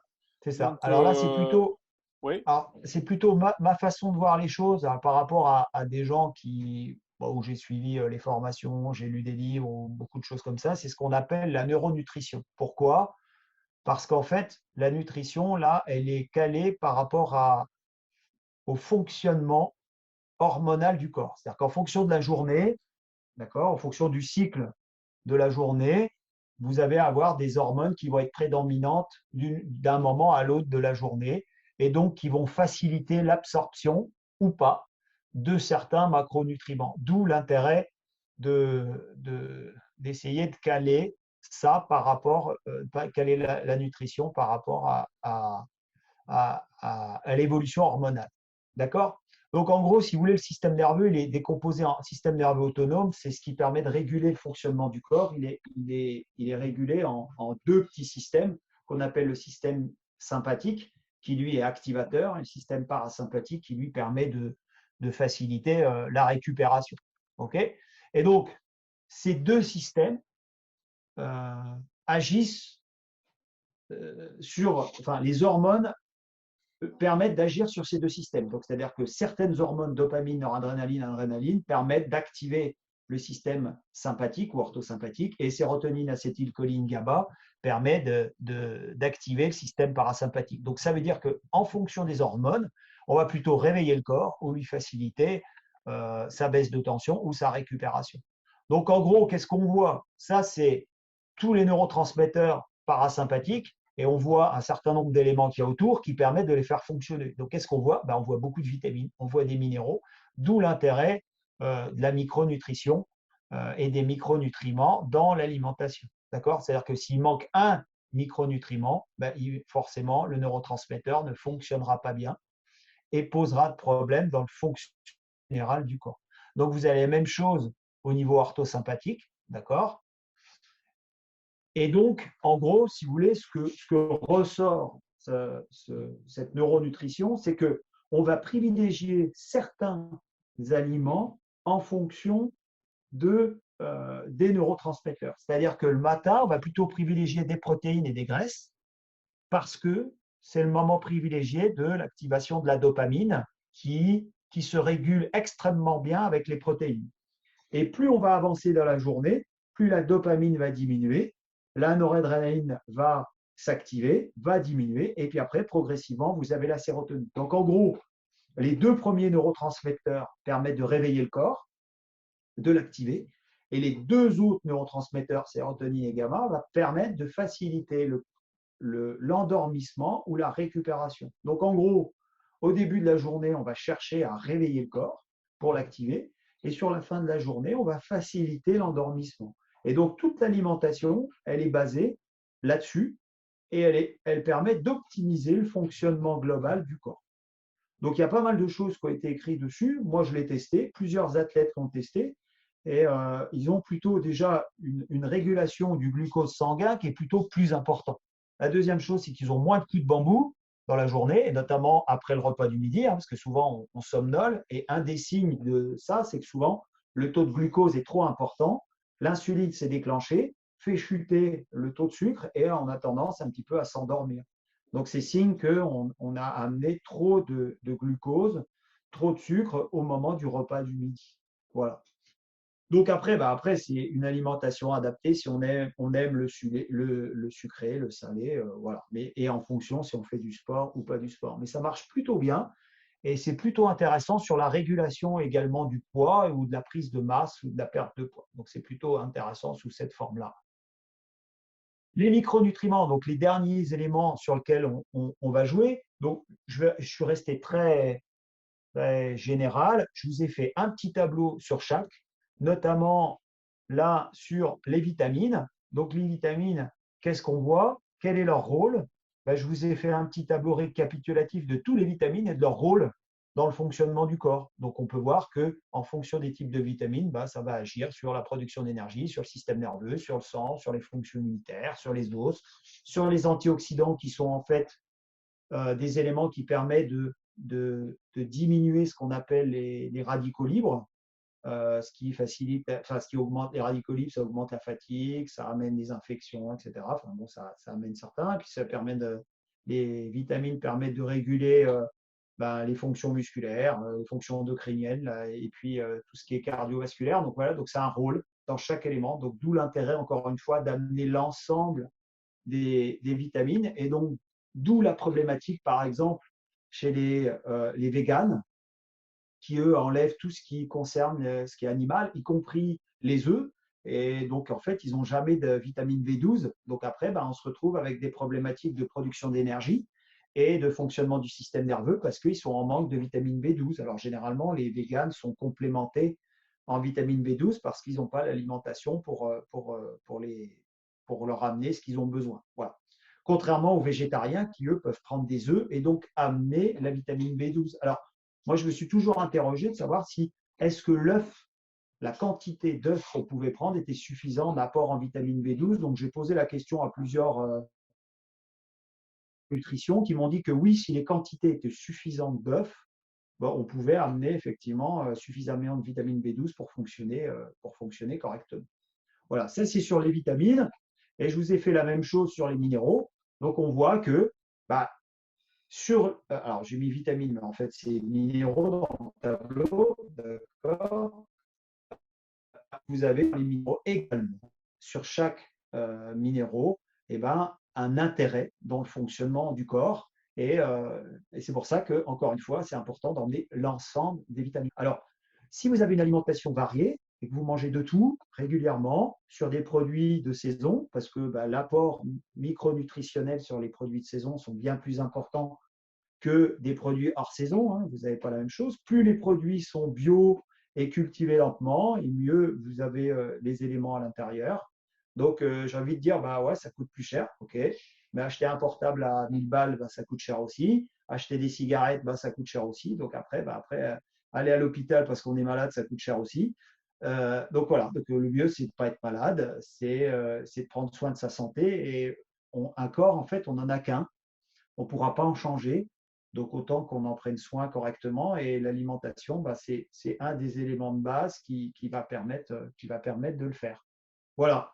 Je vous ai remis les apports en nutriments, en macronutriments, en minéraux, en vitamines de certaines céréales, les céréales complètes et les céréales raffinées. Alors, vous voyez quand même que plus les céréales sont complètes, plus vous avez un apport en minéraux et vitamines qui sont importants. D'accord? Donc, c'est plutôt ça à privilégier. Et puis, ça, c'est les quelques petites lectures que j'ai faites. Je vous ai mis. Ça, c'est intéressant. Alors, le premier, c'est c'est des gens qui sont spécialistes tout ce qui est macronutriments dans la préparation physique. Le bouquin d'Olivier Bourquin, c'est le préparateur, c'est l'ancien préparateur physique général de toute la Suisse et notamment des tennisman comme Federer et Wawrinka. Il était en charge de la préparation physique chez les tennisman. Il est maintenant micronutritionniste. Le bouquin à 100%, ça parle du fonctionnement du cerveau et du corps et comment on peut le réguler en fonction de l'alimentation. Okay. Le quatrième, c'est la nutrition du sport. Donc ça, c'est une revue de littérature sur ce que la science dit par rapport à l'ensemble du sport et de ce qu'on doit faire en fonction de certaines disciplines. Donc ça, il est plutôt intéressant. Et puis ça, c'est quelques petits bouquins que j'ai lus. Donc le premier, c'est le lait, par exemple, Ange ou démon. Donc ça dédramatise par rapport à la recherche. Hein. Donc c'est Vassili Diopoulos. J'ai pris une de ses études, je vous ai montré tout à l'heure, qui a fait une revue de littérature sur le lait, sur les produits laitiers et qui explique que ça a beaucoup de bienfaits, même chez des gens qui sont intolérants. Et puis, voilà, vous avez Julien Vénesson qui parle de la nutrition de la force, ça c'est un classique. Et puis le docteur Delabos qui, lui, est un des précurseurs de tout ce qui est chrononutrition. Alors, je vous en ai mis que 7, il y en a d'autres. Ceux-là, ils sont hyper intéressants. Ils sont basés par rapport à la science. Donc, c'est plutôt des bouquins de référence. Et puis, surtout, ça sort un petit peu de toutes les conneries qu'on peut entendre en droite à gauche. Donc, voilà. Voilà. Donc, si vous avez des questions, Eh bien, on va y aller. On va y aller. J'espère avoir été clair. Yes. Merci Sylvain. Voilà, question justement. Dans le petit chat, il y a une question qui a été posée. Et c'est vrai que je rejoins Jackie, elle nous pose une question sur les œufs. Et très bonne question. Ton super aliment. C'est vrai que même moi, la question que Jackie elle pose, j'avais la même question parce qu'on a tout le temps entendu, info ou intox, on nous dit faut pas manger trop d'œufs dans la semaine, pas plus tu vois, de 5-6 œufs dans la semaine. Donc Jackie, elle demande, c'est vrai ou c'est pas vrai ça? Non, c'est pas vrai. Il y a rien qui montre qu'à un moment donné, c'est mauvais. Ce qui est mauvais, en fait, si tu veux, encore une fois, ce qui est mauvais, c'est les excès de tout. Et souvent, les gens, par exemple, souvent on dit pas plus de 6 œufs parce que beaucoup de protéines. Qui dit beaucoup de protéines dit que ça va saturer les reins. Mais en fait, les gens qui saturent les reins, c'est déjà des gens qui boivent pas. Donc déjà, ils commenceraient par boire, il y aurait déjà moins de problèmes. Les œufs, c'est des œufs. Alors, encore une fois, les œufs, c'est sûr que si tu prends des œufs qui sont élevés en batterie, où les poules n'ont jamais vu le soleil et tout ça, tu n'auras pas les mêmes apports que si tu prends un œuf élevé en plein air, qui a pris le temps de pousser. Voilà. Donc, aujourd'hui, non, il n'y a rien. C'est-à-dire que là, aujourd'hui, l'alimentation, et vous pouvez aller voir, vous pouvez en discuter avec des nutritionnistes, avec des micronutritionnistes, l'œuf, ça fait partie des super aliments comme d'autres aliments, comme le poisson, comme les myrtilles, comme ces choses-là. Donc, tu peux en prendre 3 par jour, ça ne te posera pas de problème. Donc, si tu en prends 3 par jour pendant 7 jours, ça te fait 21 œufs et ça ne pose pas de problème. Alors, encore une fois, si tu prends des œufs, plus de la viande, plus des protéines végétales, que tu ne bois pas, que tu ne manges pas de fibres, eh ben ouais, ok, d'accord. Ben là, d'accord, ça va saturer tes reins, tu vois ce que je veux dire. Mais à partir du moment où tu manges équilibré, il n'y a pas de problème. Moi, des œufs, des fois, j'en mange 3 par jour pendant 3-4 jours et ça pose aucun problème. Alors, moi, c'est moi, tu vas me dire. Mais même pour des athlètes, il vaut mieux qu'ils mangent des œufs plutôt que d'aller manger un steak à McDonald's ou ces trucs-là. Un steak que tu mets dans ta poêle où le truc, il est grand comme ça au départ, tu le mets dans ta poêle et puis il est gros comme ça à la fin. Tu vois, donc dedans, en fait, il n'y a rien du tout. Il y a de l'eau. Il y a de l'eau et il n'y a rien. Donc non, c'est intox. Genre, moi, j'ai fait partie de là-dessus jusqu'à ce qu'effectivement, je m'en sais. Maintenant, encore une fois, vaut mieux manger moins, mais mieux. C'est-à-dire qu'encore une fois, il vaut mieux manger moins de viande, mais de la bonne viande de qualité. En plus, il y en a de la très bonne dans la Nièvre. Des œufs, pareil, il vaut mieux en manger moins. Il y a des fermiers qui en vendent et on arrive à trouver des distributeurs d'œufs chez des fermiers qui les mettent régulièrement. Et c'est des œufs qui sont élevés en plein air. Donc non. Puis, de toute façon, regarde l'œuf, tu prends un œuf en batterie ou tu prends un œuf fermier, mets-le dans une poêle, tu vois, ils n'ont pas la même couleur. Oui. C'est la même chose que le poulet que tu achètes, le poulet fermier où tu n'arrives pas à casser les os, ou le poulet que tu achètes dans un, je ne veux pas parler d'un supermarché en particulier, mais d'un supermarché où tu prends les os et en fait c'est du plastique si tu veux. Et tu vois, pour revenir sur le poulet, un poulet fermier, quand tu le manges, la peau, la viande, elle est un peu dure. Tu manges un poulet en supermarché, ben, en fait, La la viande, purée. elle est molle. Tu vois, tu n'as même pas besoin de couteau pour couper le poulet. Mm. Voilà, donc forcément, il n'y a pas la même chose dedans. Tu vois. Donc les œufs, non. Alors après voilà, l'apport nutritionnel, le plus intéressant, c'est plutôt l'œuf à la coque. D'accord? Ça, c'est le plus intéressant. Maintenant, ça ne veut pas dire qu'il ne faut pas prendre le reste. Moi, je fais des œufs durs régulièrement. Voilà. Mais parce que j'aime aussi les œufs durs, mais j'en mange de plus en plus et je le conseille de plus en plus. Ouais. Et notamment pour des gens qui sont, parce qu'il y a de plus en plus de végétariens. Et je pense que c'est un très bon apport parce que quand on voit la quantité de micronutriments qu'il y a à l'intérieur, bah voilà, un végétarien, s'il ne mange pas d'œufs, il n'a pas d'apport en vitamine B12. Donc forcément, ça va poser problème après. Sylvain, Donc encore une fois, ouais, vas-y. Vas-y. Ouais, alors moi j'avais une question et j'aurais peut-être dû commencer par là au tout début du webinaire sur juste deux mots et que tu nous dises la différence entre ces deux mots, parce que je pense que c'est pas forcément clair pour tout le monde. C'est quoi la différence entre un nutritionniste et un diététicien? Alors, un diététicien, d'accord, c'est une formation qui dure 2 ans, c'est un BTS, d'accord, et c'est quelqu'un qui est plutôt formé sur la nutrition, euh, sur l'aspect médical, d'accord. Un nutritionniste, c'est quelqu'un qui va avoir des formations spécifiques à certains domaines et qui peut faire de la nutrition associée à une autre activité. C'est-à-dire que comment dire, si tu prends les diplômes comme les BP, c'est des éducateurs, ils ont le droit d'enseigner contre rémunération. Si tu as un BPAF, bah, tu peux faire de la préparation physique. Si tu as un BPAPT, bah, tu peux faire de l'animation. Si tu as un BPAN, tu peux être maître nageur, faire des leçons, etc. Tu vois, tu as un diplôme du RNCP. Un BTS, tu peux ouvrir un cabinet de diététicien où à un moment donné, ben, la personne va te conseiller sur l'alimentation, qu'elle soit sportive ou médicale si tu as des problèmes. Et souvent, elle est associée avec la médecine et elle peut te prescrire des analyses de sang. Un nutritionniste, c'est un apport de connaissances supplémentaires à l'activité que tu fais à côté. C'est-à-dire que tu ne peux pas ouvrir un cabinet, d'accord, pour ne faire que de la nutrition. Okay. Par contre, tu peux te servir de conseils en nutrition dans le cadre de la préparation physique, dans le cadre de l'entraînement de ton activité. Tu vois, voilà. C'est bien, si tu veux, c'est bien réglementé. C'est-à-dire qu'il y a deux domaines qui permettent de travailler contre rémunération. C'est diététicien et l'autre, c'est un master en diététique. D'accord. Bon, après, il y a les médecins avec des formations spécifiques.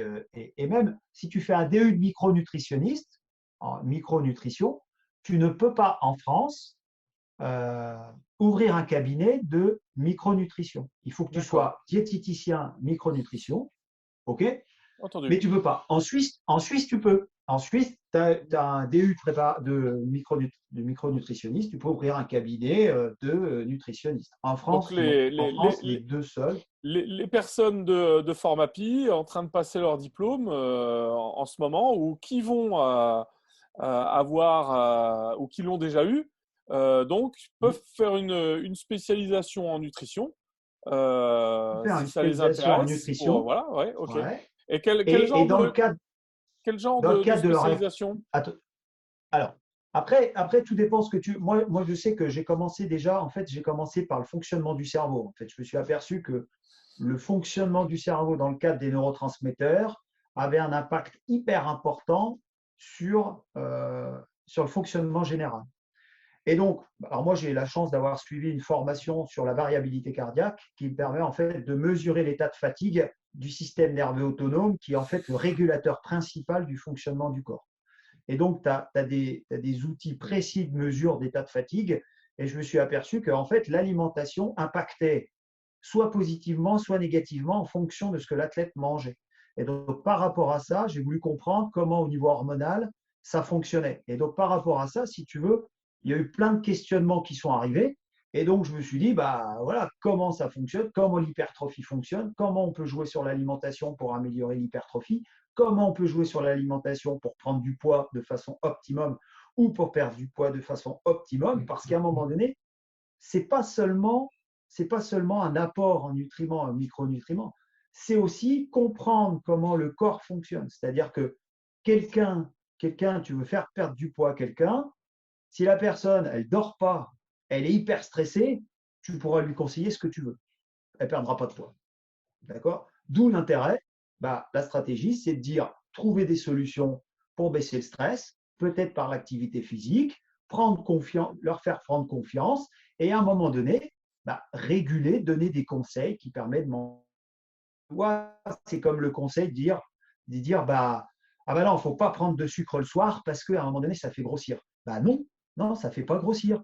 Le sucre est activateur de la sérotonine, qui est le principal neurotransmetteur d'activation de la mélatonine, l'hormone du sommeil. C'est-à-dire que prendre des protéines, lui, va activer la dopamine, qui est l'antithèse de la sérotonine. Donc, si tu prends des protéines de façon importante, tu vas empêcher la personne de dormir. Donc, il faut mieux lui amener du sucre. Alors, bien sûr, il ne faut pas que tu manges un paquet d'Haribo. Bon, c'est pas le même sucre. Mais si tu prends un sucre qui se diffuse longtemps, des glucides complexes qui vont se diffuser le long de la nuit, tu vas faciliter l'activation de la sérotonine et du GABA, augmenter le taux de mélatonine, faciliter l'endormissement. Voilà, tu vois, c'est une stratégie pour faciliter le sommeil. Donc la côte de bœuf, c'est pas le soir. Non, la côte de bœuf, ce serait plutôt, si tu avais à la mettre, ce serait plutôt le midi, parce que justement, c'est lié à un des neurotransmetteurs qui est la noradrénaline, qui lui va faciliter plutôt l'assimilation. Le soir, plutôt léger. Quand on dit léger, ça ne veut pas dire pas de protéines. Léger, ça veut dire des viandes qui sont des viandes ou des poissons faciles à digérer, des viandes blanches, du poisson, des protéines végétales, tu vois, avec des glucides complexes qui permettent mais l'œuf, par exemple, tu vois, l'œuf, c'est très intéressant, l'œuf. L'œuf, encore le soir, c'est très intéressant, avec des glucides complexes, super pour s'endormir, tu vois. Voilà, c'est plein de choses comme ça. Par exemple, éviter le sucre le matin, parce que matin, c'est dopamine, tu amènes le sucre, tu actives la sérotonine, donc la sérotonine monte, la dopamine baisse. Et donc, en fait, au lieu de réveiller ton corps, tu le réendors. Donc, en fait, tu as la tête dans le cul le matin quand tu te lèves. En gros, c'est ça. C'est ce qui se passe notamment pour les gens qui sont diabétiques quand ils ont le taux de sucre qui est élevé, où il y a des endormissements qui les emmènent jusqu'au coma diabétique ou des choses comme ça. C'est lié à ça. Exactement. C'est exactement ça. C'est exactement ça. C'est pour ça qu'à un moment donné, ton taux de glycémie, il faut qu'il soit constant, il faut qu'il soit stable. Tu vois. Donc, ça veut dire qu'en gros, il vaut mieux que tu amènes un petit peu de sucre tout le temps pour stabiliser ton taux de glycémie, plutôt qu'un gros paquet de sucre. Tu vas créer un pic de glycémie, donc un pic d'insuline. Et l'insuline, elle ne s'arrête pas. Elle s'arrête quand il n'y a plus de sucre. Donc là, tu crées une hypoglycémie réactive, tu vois. Donc, d'où l'intérêt, par exemple, à 4 heures, de remettre un petit peu de glucides rapides pour restabiliser le taux de glycémie, en fait. D'autant plus que tu as une activité physique derrière, tu vois. Très bien, très bien. On avait dit qu'on ferait 1 heure. C'est passionnant. On peut en parler pendant des heures. On peut en parler, bien sûr, pendant des heures. Mais voilà, on va essayer on n'a pas tenu les temps, hein, on a dépassé. Hein. C'est comme ça. Hein. C'est pas grave, mais ça me fait plaisir d'en parler. Exactement. Mais bon, c'est le moment de clore là, ce petit webinaire. À moins qu'il y ait d'autres questions, mais j'en ai pas vu. Bah, Euh, moi, j'en ai Vas-y, une, mais vas-y, bah vas-y, vas-y, Vas-y, vas-y. moi, j'en avais vas-y, une dis. par rapport à tout à l'heure quand tu as donné, tu as sorti des tableaux. Tu as parlé donc qu'en fait, on stockait, enfin, qu'il fallait stocker 90 grammes par heure pour les personnes. Je pensais aux personnes qui font des marathons, des choses comme ça. Si elles n'ont pas l'association Ouais. sucre-eau plus quoi, sodium, tu as dit, en fait, elles ne peuvent pas aller au bout de leur effort, elles vont être en souffrance automatiquement ou ça dépend des Non, morphos, pas des forcément. physios? Non, non, de toute façon, déjà, ce qu'il faut comprendre, c'est que chaque individu fonctionne différemment. Ça veut dire que tes Ouais, stratégies d'alimentation, il faut les tester avant ta course. Parce que tu vas d'accord. t'apercevoir que peut-être il y a certains athlètes, quand je dis 90 grammes max, ça veut dire c'est 60 grammes de glucose plus 30 grammes de fructose. Ça, c'est le Ok. maximum que l'organisme peut assimiler par heure. D'accord. Théorique. Ben, forcément, tu Mm. en as qui vont faire. Il y en a, ils vont pouvoir aller à 100, il y en a, ce sera moins de 90 grammes. Tu vois ce que je veux dire? C'est-à-dire qu'à un moment Mm. donné, effectivement, quand tu fais de l'ultra-endurance, ben, tu as beaucoup besoin de glucose. Et à un moment donné, forcément, à un moment donné, tu ne pourras pas amener ce que tu as besoin. C'est D'accord. obligé. Mais quand c'est trop long, il faut aussi que tu amènes des protéines parce que tu dégrades tes fibres. Mm. D'accord?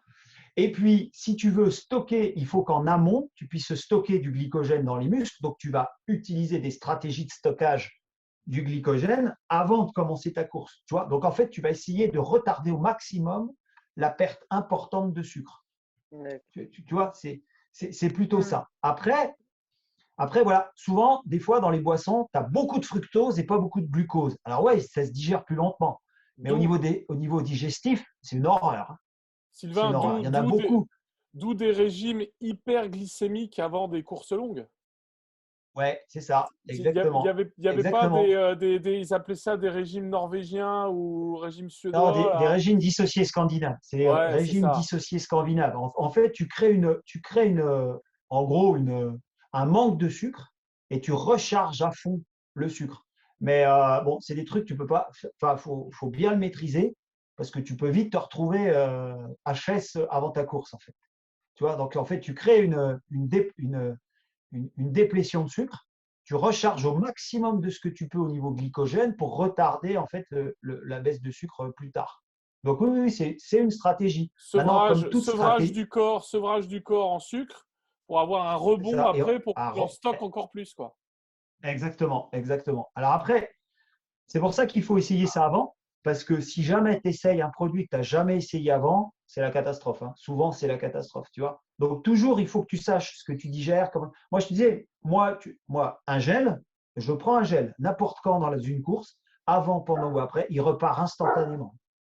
Et il y a des gens qui vont te faire 130 bornes en course à pied, ils vont prendre que des gels. Ça ne leur pose pas de problème. Chacun est différent, mais il faut essayer avant. Encore une fois, t'essayes pas le jour de la course ou toujours pas le jour de la compète. Parce que là, si jamais tu fais le mauvais choix, bah en fait, tu bousilles ta course, tu bousilles ta compète, tu vois. Bah, c'est l'entraînement. En fait, l'entraînement, c'est pas que l'effort. C'est aussi, c'est aussi savoir ce que tu as besoin. Qu'est-ce que tu as besoin en échauffement? Qu'est-ce que tu as besoin en récup? Qu'est-ce que tu as besoin d'alimentation? Combien de quantité tu as besoin de boire? Comment? Quelle dose? Quel type de produit? Voilà, tout ça, c'est des choses à essayer à l'entraînement pour être sûr qu'à un moment donné, il n'y a pas de problème.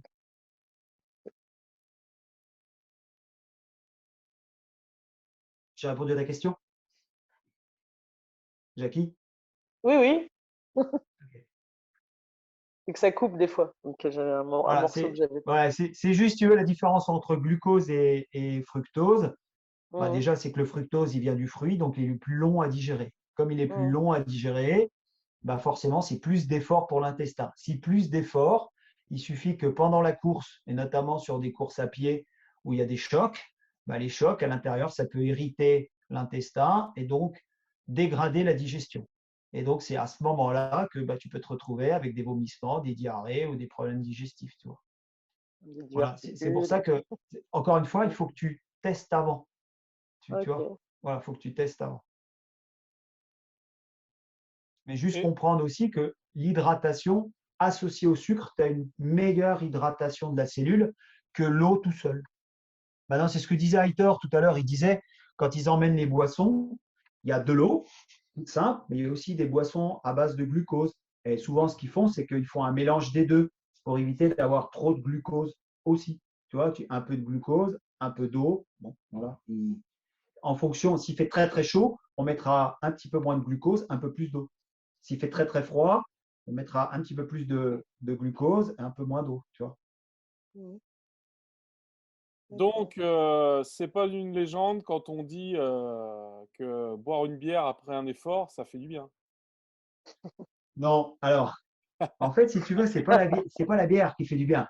C'est ce qui fait pas de bien. Parce que ce qui fait C'est pas de vrai. bien, en fait, c'est l'alcool. C'est l'alcool qui est pas bien. L'alcool, en fait, si tu veux, c'est 7 kilocalories par gramme. Ça veut dire qu'en gros, c'est presque 2 fois plus que le glucose ou que les protéines. Ce que l'organisme a besoin dans la reconstruction, derrière, il a besoin de minéraux. Aitor l'a dit, il a dit que le médecin lui fournissait des électrolytes.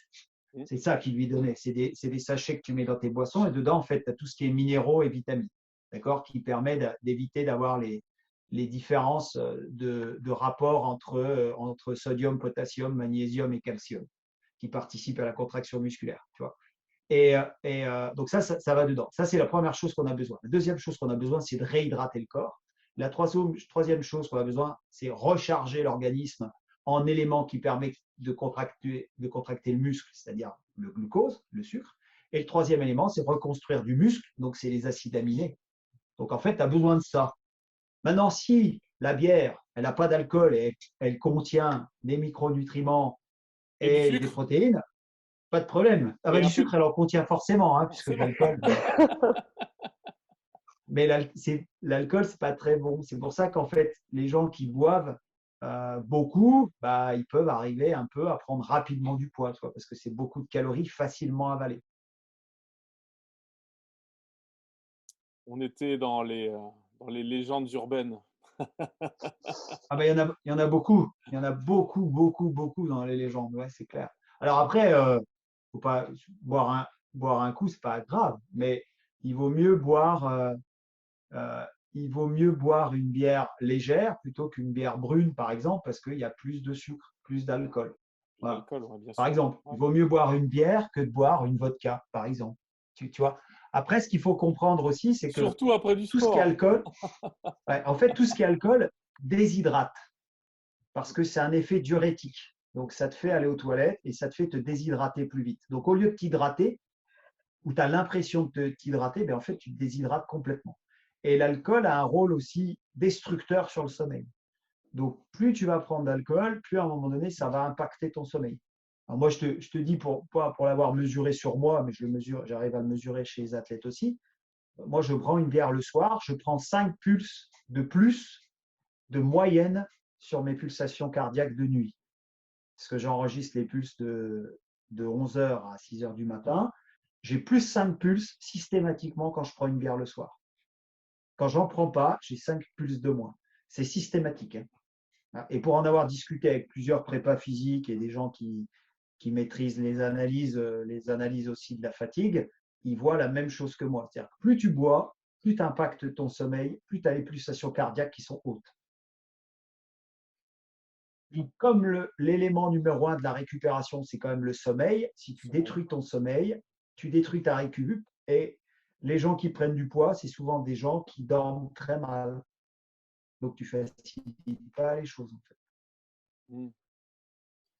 Et on va finir là-dessus. Hein. Je reviens de vacances au Mont Blanc. J'ai vu des mecs là-bas courir des choses que même à pied, je pourrais pas faire. Et On va voir ça. j'en ai vu un, sans doute pour se réhydrater. Hein, il avait tout le matos, tout. Je veux dire, il n'était pas là pour rigoler. Hein. Je l'ai vu s'enfiler une canette de coca. Ouais, alors moi, je l'ai fait aussi. Je le vois aussi. Si tu veux, le coca, l'avantage, c'est qu'il y a un taux de sucre très élevé. Okay, le problème avec le coca, c'est que comment tu le digères? Est-ce que tu le digères bien ou pas? Ça, c'est la première chose. La deuxième chose, c'est que c'est très acide. Donc, ça va monter l'acidité de ton organisme et donc, ça peut déranger sur le plan intestinal. Ça, c'est la deuxième chose. La troisième chose, l'intérêt, c'est le sucre. effectivement, tu as un taux de sucre qui arrive qui est élevé, mais le problème, c'est que tu peux créer une hypoglycémie réactive, tu vois, derrière. C'est pour ça que souvent, ils le couplent avec autre chose, c'est-à-dire qu'ils boivent du coca et derrière, ils boivent de l'eau. Mais tu regarderas sur le Tour de France, il y a de temps en temps, on voit certains cyclistes qui prennent un coca aussi. Alors, ils ne le prennent peut-être pas en entier, mais ils en prennent un petit peu. Et je pense que ça, c'est pour amener un taux de sucre super vite, de façon super élevée. Parce qu'à un moment donné, ils sentent qu'ils sont en train de faire une hypoglycémie. Et tu le sens, quand quelqu'un fait une hypoglycémie, la première chose que tu fais, tu lui donnes du sucre pour qu'il fasse remonter ton taux de sucre. Tu vois? Maintenant, je veux dire, si tu as encore 100 bornes à faire derrière, je ne prendrai pas le risque, moi. Tu vois? Mais, ouais, il y en a, encore une fois, il y en a qui le digèrent bien. Il y en a aussi qui vont te manger du saucisson pendant la course. Voilà.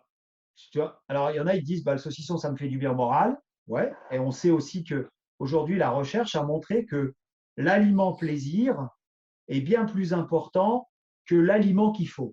C'est-à-dire que si tu prends un aliment où tu as envie de le manger, ça t'apportera plus qu'un aliment qui est peut-être un petit peu mieux, mais qui ne te donne pas envie de le manger. Tu vois? Donc, il y a aussi ça. Il y a aussi ça. Tu vois? Après, les aliments, saucisson, tuc et des trucs comme ça, souvent quand ils le mangent, c'est pas pour l'aliment, c'est pour le sel qu'il y a dedans. Donc, c'est un apport de sodium plus important en fait qui arrive et qui permet de stabiliser en fait l'eau. Le sodium retient l'eau, donc ça permet de garder une hydratation plus importante. En fait. Entendu, entendu, entendu. Bon, génial, Sylvain. On pourra en parler, c'est vrai, pendant Merci. des heures. C'est ça. C'est ça. Parler Ouais, c'est passionnant. des pratiques, parler du sport, parler tout ce qu'on entend un peu autour de nous. Hein, question de Jackie là sur les œufs, voilà, les légendes urbaines un peu. Moi, C'est ça. voilà, je suis dans le Beaucoup, ouais. basket, on entend dire que à ce qui paraît, Jordan buvait 2 litres de bière après chaque match. Voilà, donc bon, on se pose des questions, hein, on a un peu des doutes. Hein, donc Ouais, ouais. voilà, il y a Benoît qui est ici, là, qui est connecté. Il a été très attentif aux questions sur les côtes de bœuf et la bière. Et c'est que je Voilà, viens de donc m'en les côtes enfiler de une. bœuf. Ah, Je viens voilà. de m'en Côte enfiler de une. bœuf et la... Eh ben bien, côte de bœuf et bière à midi, pas le soir. Et Ah c'est ce que ouais, je lui mais ai il fallait dit. me le dire avant ça. Ouais, c'est ça. Bon, maintenant tu le sais, tu vas pouvoir changer. Je pense que pendant cette grosse heure et demie d'intervention, on aura appris quand même plein de choses. Et Merci en tout cas. ouais, merci en tout cas. Oh, mais moi, c'est un plaisir aussi. C'est toujours intéressant d'échanger et tout. C'est toujours plaisant. Bien sûr, Ouais, bien sûr, bien sûr. Bon, c'est le moment de se dire au revoir. Benoît, Au tu dis au revoir. revoir? Au revoir à tous. Au revoir tout le monde. Non, mais merci Au à tous revoir de à votre tous. participation. Et puis, j'espère que ça vous a plu. Et puis, passez le mot pour les prochains webinaires qui est un peu plus d'audimat, entre guillemets, parce que je pense que c'est des choses qui sont intéressantes pour les futurs éducateurs sportifs que vous êtes. Merci Moi, Sylvain, merci j'avais à une tous. dernière question, c'est Oh. abusé. C'est abusé. Allez, vas-y. Ah, c'est abusé. Vas-y, Jackie. Non, c'est pas vraiment une question. En fait, c'est un avis que je voulais te demander. Devant la recrudescence de tous ces gens là sur Internet là, qui font, on ne sait pas si c'est. Tout à l'heure, Pierruc parlait des nutritionnistes différents, nutritionnistes, diététiciens. Moi, je rajoute ces gens qui se disent entre coach nutritionnel, qui t'accompagnent avec des programmes, etc. Mais on ne sait pas trop d'où ils sortent. En fait, ces gens-là, je ne comprends pas en fait. Je comprends, comment dire, je connais plein de gens qui ne sont pas forcément ni BPGEPS, ni nutritionnistes, ni diététiciens, qui s'improvisent à vendre des tas de produits sous des marques plus ou moins, que je ne connais pas. Et il y en a de plus en plus. Et je me disais, mais ce phénomène-là, t'en penses quoi en fait? En fait, si tu veux, c'est comme tout. Il y a aussi des gens qui vendent des programmes sur Internet qui vont te faire maigrir, courir plus vite, soulever plus lourd. Tu en as plein de trucs comme ça. Donc après, si tu veux, à un moment donné, si tu veux pas te tromper, déjà, tu vérifies que les gens sont diplômés, d'accord, ont un vrai diplôme, pas un truc qui se passe en 5 minutes, tu vois. Et puis, si tu veux pas te tromper dans la nutrition, bah, soit tu vas voir un médecin qui a une spécialité nutrition, soit tu vas voir un diététicien qui, lui, est très orienté sur la santé, soit tu vas voir des gens qui sont micronutritionnistes. Et il y a beaucoup de pharmaciens qui sont spécialistes en micronutrition. Bon, quand tu as un pharmacien, enfin, quand tu as un docteur en pharmacie qui est spécialiste en micronutrition, moi, c'est souvent, sur la micronutrition, c'est souvent eux que je vais voir pour avoir leur avis par rapport à ça. C'est des vraies formations hyper solides. Mhm. Peu de chances de te tromper. Après, j'ai envie de te dire, l'alimentation, quand tu manges de tout, de bonne qualité, régulièrement, tu as besoin de zéro produit. Bah oui, Tu as besoin de rien. voilà. Après, C'est ce que je pensais aussi. ah ouais, non. Après, les sportifs de haut niveau, c'est autre chose. Parce qu'ils ont des volumes d'entraînement et des particularités qui leur sont propres. Et donc, effectivement, tu peux optimiser la récupération. Mais à un moment donné, il faut que ce soit géré par des spécialistes. Tu C'est la vois ce même que je veux chose dire? pour les différents Et- publics aussi, hein. C'est la Exactement. même chose pour des seniors ou pour des enfants, ou ça dépend aussi. Voilà, C'est il ça. y a il y a toute la nutrition qui va, mais la meilleure nutrition qui existe, c'est l'alimentation équilibrée, hein. Exactement. De toute façon, à partir du moment où tu manges de tout régulièrement, tu as peu de chances de te tromper, hein. Sans En oublier général, tu les es en œufs. bonne santé. Si vous n'avez pas Sans retenu oublier les ça, Avec des œufs.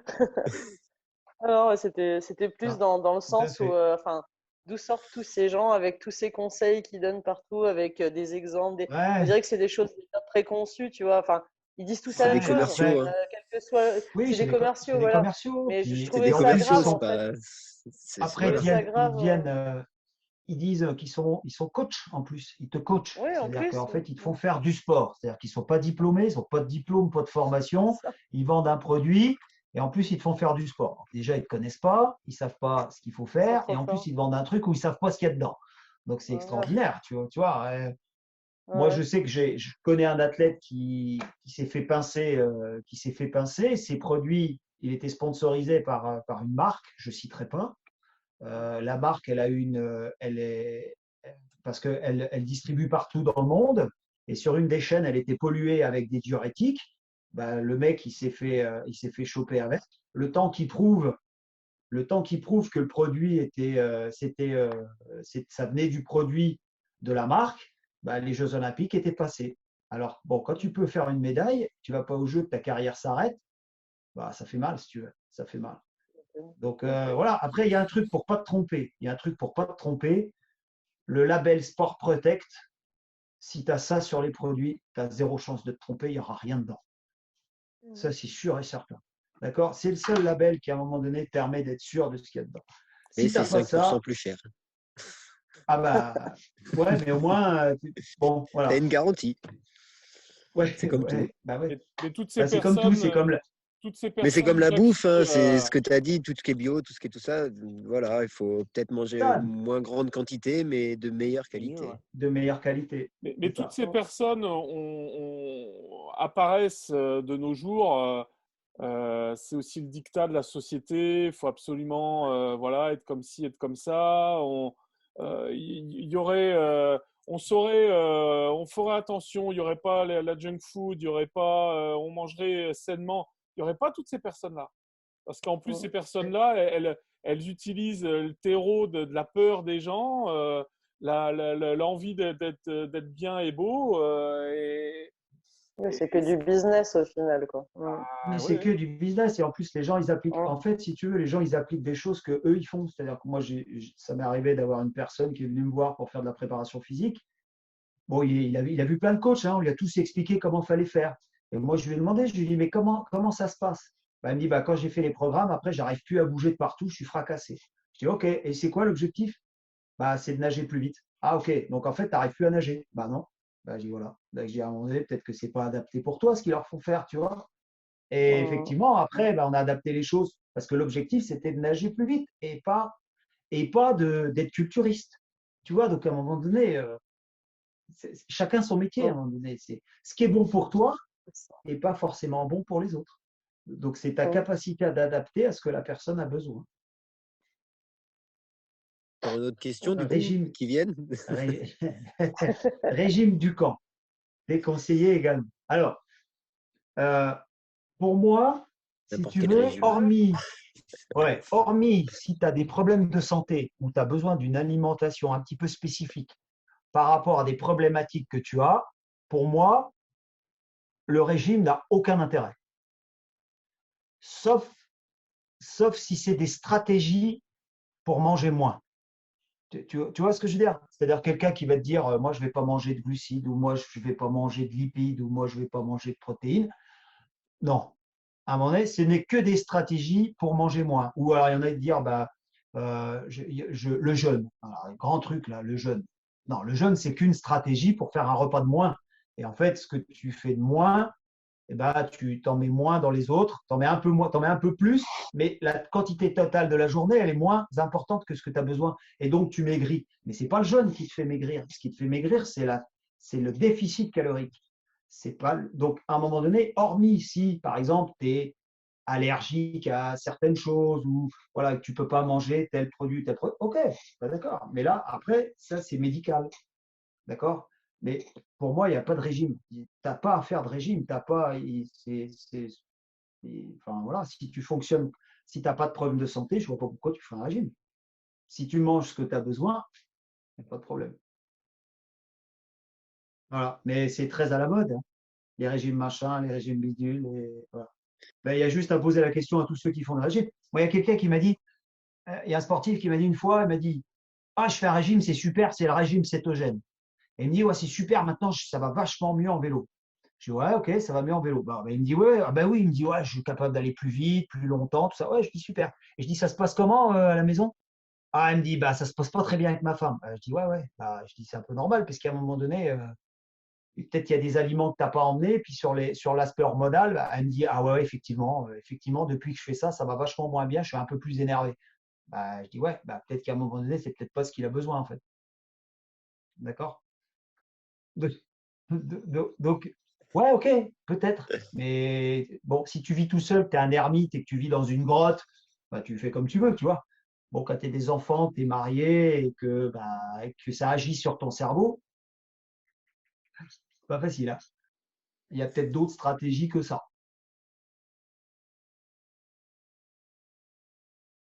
C'est sûr, c'est sûr.